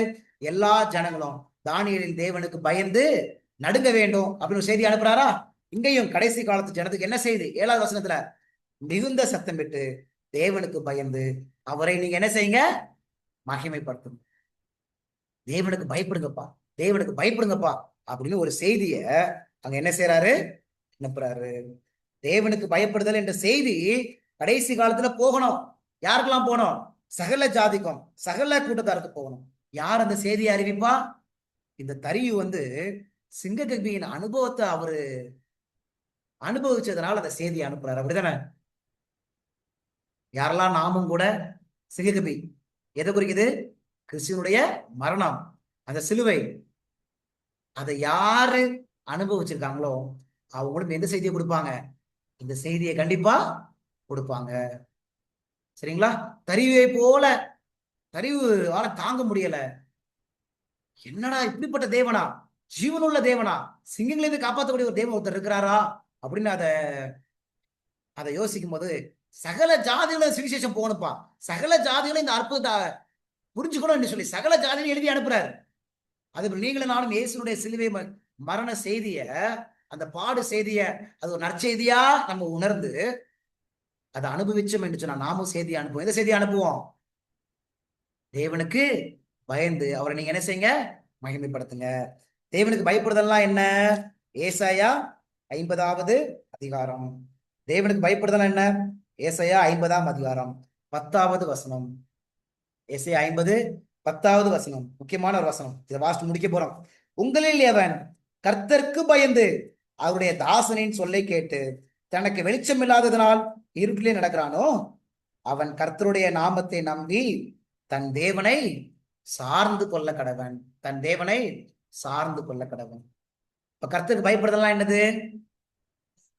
ஆண்டவரை நம்பி சார்ந்து கொள்வது. ஆண்டவரை நம்ப மாட்டோம், நம்ம அவரை சார்ந்து கொள்ள மாட்டோம். அப்ப எந்த செய்தி இப்ப போகணும்? கர்த்தரை நம்பி அவரை சார்ந்து கொள்ளுங்கப்பா, அவரை சார்ந்து கொள்ளுங்க. ஏன்னா ஆண்டவர் என்ன சொல்லிட்டாரு? யோவான் 15:5 என்னை இல்லாமல் உங்களால ஒன்றுமே செய்ய முடியாது. பிலிப்பியர் 4:13 என்னை பலப்படுத்துகிற கிறிஸ்துவனாலே எல்லாவற்றையும் செய்ய எனக்கு. இந்த கடைசி காலத்துல நம்ம சொல்ல வேண்டிய செய்தி, பாருப்பா, உனக்காக இயேசுவானவர் சிலுவையிலே மரித்திருக்கிறார், உனக்காக எல்லாவற்றையும் ஒப்பு கொடுத்தார். அவரை நீ நம்பலாம். நம்பலாமா நம்ப கூடாதா? அதான் அந்த வசனம் சொல்றது, கர்த்தரை நம்பி அவரை சார்ந்து கொள்ள கடவன். அவரை நம்பலாம். எப்படி நம்புறது? சிலுவையை பார். உனக்காக எல்லாவற்றையும் கொடுத்தவர், உன்னுடைய நலன் மேலே அவர் ஆசையா இருக்கிறாரு. உன்னுடைய திருமண வாழ்க்கையா, அதுல அவர் ஆசையா இருக்கிறார். தனக்காக உயிரே கொடுத்த தேவன் உனக்கு ஒரு ட்ரெஸ் கொடுக்க மாட்டாரா? உன்னை கவனிக்க மாட்டாரா? உனக்கு நல்ல வேலையை கொடுக்க மாட்டாரா? உனக்கு அனுதின சாப்பாடை கொடுக்க மாட்டாரா? உன்னை கடன் பிரச்சனையை தீர்க்க மாட்டாரா? அவரை நம்பலாம். எப்படி நம்புறது? சிலுவைதான். சிலுவையை பார்த்தாதான் நம்ப முடியும். அப்ப சொல்றாரு, அவர் நம்பணும் அப்படின்னா நம்ம அவரை தான் சார்ந்து கொள்வோம். யாரை சார்ந்து கொள்ள மாட்டோம்? நம்மளை சார்ந்து கொள்ளவே மாட்டோம். இந்த செய்தியை யார் அனுப்புறா? தரிவு அனுப்புறாரு. நீங்களும் நானும் அனுப்ப வேண்டிய, சொல்ல வேண்டிய அந்த முத்தூது, 3 தூதுகளின் செய்தி என்னது? ஆண்டவரை நம்புப்பா, அவரை சார்ந்து கொள், உன்னை சார்ந்து கொள்ளாத. அப்ப நம்ம எப்படி அவரை சார்ந்து கொள்வது? எப்படி நம்ம அவரை சார்ந்து கொள்வது? ஜெபத்தின் வழியாகவும் வேத வசனத்தை படிக்கிறதின் வழியாக நம்ம அவரை சார்ந்து கொள்வோம். எப்படி தானியேல் எப்படி சார்ந்து கொண்டார் ஆண்டவரை? 3 நேரமும் ஜெபம் பண்றதுனால ஆண்டவரை சார்ந்து கொண்டார். அது போல நாம எப்படி ஆண்டவரை சார்ந்து கொள்ளலாம்? முழங்கால் படியிட்டு ஜெபத்துல, முழங்கால் படியின் வழியாக, ஜெபத்தின் வழியாக அவரை சார்ந்து கொள்ள முடியும். வேதத்தை படிக்கிறதன் வழியாக அவரை சார்ந்து கொள்ளணும். அப்ப இந்த சத்தியம் எல்லாத்துக்கும் போகணும். என்ன போகணும்? சகல ஜாதிகளுக்கும் அவர் பயப்படுங்க அப்படின்னு என்ன அர்த்தம்? அவரை நம்பி அவரை சார்ந்து வாழணும். நான் அடிக்கடி சொல்லுவேன், யாருடைய வாழ்க்கையில அதிகமா ஜெபம் இருக்கும், யாருடைய வாழ்க்கையில அதிகமா வேத வசனத்தை படிப்பாங்க, தியானிப்பாங்க, ஆராய்வாங்க, யாரெல்லாம் ஆண்டவரை சார்ந்து கொள்ளணும்னு நினைக்கிறாங்களோ அவங்க வாழ்க்கையில அதிக முழங்கால் இருக்கும். யாரெல்லாம் என்னால முடியவே முடியாது, ஏசப்பா தான் எனக்கு எல்லாமே, நன்மையான எந்த ஈவும் பூர்ணமான எந்த வரமும் எங்க இருந்து வருது? வரத்திலிருந்து. நன்மை என்பது என்னதான்? ஒரு ஈவு. யாக்கோபு 1ஆம் அதிகாரத்துல படிச்சோம், அப்படித்தானே? நன்மையான எந்த ஈவும். அப்ப நன்மை என்பது ஒரு ஈவு, அது காடு கொடுக்கக்கூடிய ஒரு பெரிய கிஃப்ட். அப்ப அந்த ஈவு வரணும் அப்படின்னா ஆண்டவரை சார்ந்து தான் ஆகணும். முழங்கால் போடணும். தானியேலை போல முழங்கால் போட்ட ஜெபம் இல்லை என்று சொன்னா நம்ம வாழ்க்கையில நன்மை இருக்காது. பாவத்தை நம்ம ஜெயிக்கவே முடியாது. தானியேலை போல முழங்கால் போடணும். யார் முழங்கால் போடுவா? ஆண்டவரை நம்பினவங்க தான் முழங்கால் போடுவாங்க. ஆண்டவரை நம்பாதவங்க முழங்கால் போட மாட்டாங்க. தன்னை நம்புறவன் முழங்கால் போட மாட்டான், தேவனை நம்புறவன் முழங்கால் போடுவான். சரிங்களா? யாரு தன்னை நம்புற அப்படின்னா, யார் தன்னை நம்புறாங்க அப்படின்னா தன்னுடைய பலத்தையும் ஞானத்தையும் அறிவையும் யார் நம்புறாங்களோ அவங்க முழங்கால் போடவே மாட்டாங்க. ஆனா யார் தேவனை நம்புறாங்களோ அவங்க வாழ்க்கையில அதிக முழங்கால் இருக்கும். வேத வசனத்தை காலஞ்சு படிப்பாங்க. ஐயோ, இந்த வேத வசனத்துல என்ன இருக்குது? வல்லமை இருக்குது. அப்படித்தானே? இந்த பூமி எப்படி இருந்துச்சு உண்டாக்கப்படும் போது? ஒழுங்கின்மையும் வெறுமையா இருந்துச்சு. இது ஆண்டவர் எப்படி என்ன செஞ்சாரு? கலர்ஃபுல்லா மாத்தினாரு. அப்படித்தானே? எப்படி மாத்தினாரு? வார்த்தையினால. வெளிச்சத்தை உண்டாக்கடுவது, ஆகாயம் உண்டாக்கடுவது வார்த்தையினால. அப்ப நம்முடைய வாழ்க்கையும் ஒழுங்கின்மையும் வெறுமையா இருக்குது. இப்ப இந்த ஒழுங்கின்மையான வாழ்க்கை எப்படி மாத்த முடியும்? ஆண்டவரு வார்த்தையினால. அப்ப அந்த வார்த்தையினால ஒழுங்கின்மையான இந்த இருளான வாழ்க்கையை மாத்தணும் அப்படின்னா நம்ம என்ன செய்யணும்? வேதாமத்தை படிக்கணும். ஒவ்வொரு நாளும் வேதாமத்தை படிக்கும் போதுதான் அந்த வசனம் உள்ள போகும்போது அந்த வார்த்தை நமக்குள்ள ஜீவனும் பலனும் வல்லமையும் உண்டாக்கி நம்மை. தானியேல் எப்படி இருந்தாராம்? என்ன படிச்சோம் நம்ம? தானியேல் அடுத்த வாரம் படிக்க போறோம். குற்றமற்றவனாக அவர் இருந்தார். அப்படிதானே? நம்மளும் குற்றமற்றவனாக இருக்கணுமா இந்த உலகத்துல? தரியு பாக்குறாரு, எந்த குற்றத்தையும் கண்டுபிடிக்க முடியல. தேசாதிபதிகள் பாக்குறாங்க, பிரதானிகள் பாக்குறாங்க, எந்த குற்றத்தையும் கண்டுபிடிக்க முடியல. எப்படி முடிஞ்சிச்சு? தானியேல் ஆண்டவரை நம்பி அவரையே சார்ந்திருந்தார். முழங்கால் தான். சரிங்களா? கடைசியா ஒரே ஒரு வசனம் வாசித்து முடிக்க போறோம். தானியேல் 6வது அதிகாரத்துல கடைசி வசனம். தானியேல் 6வது அதிகாரத்துல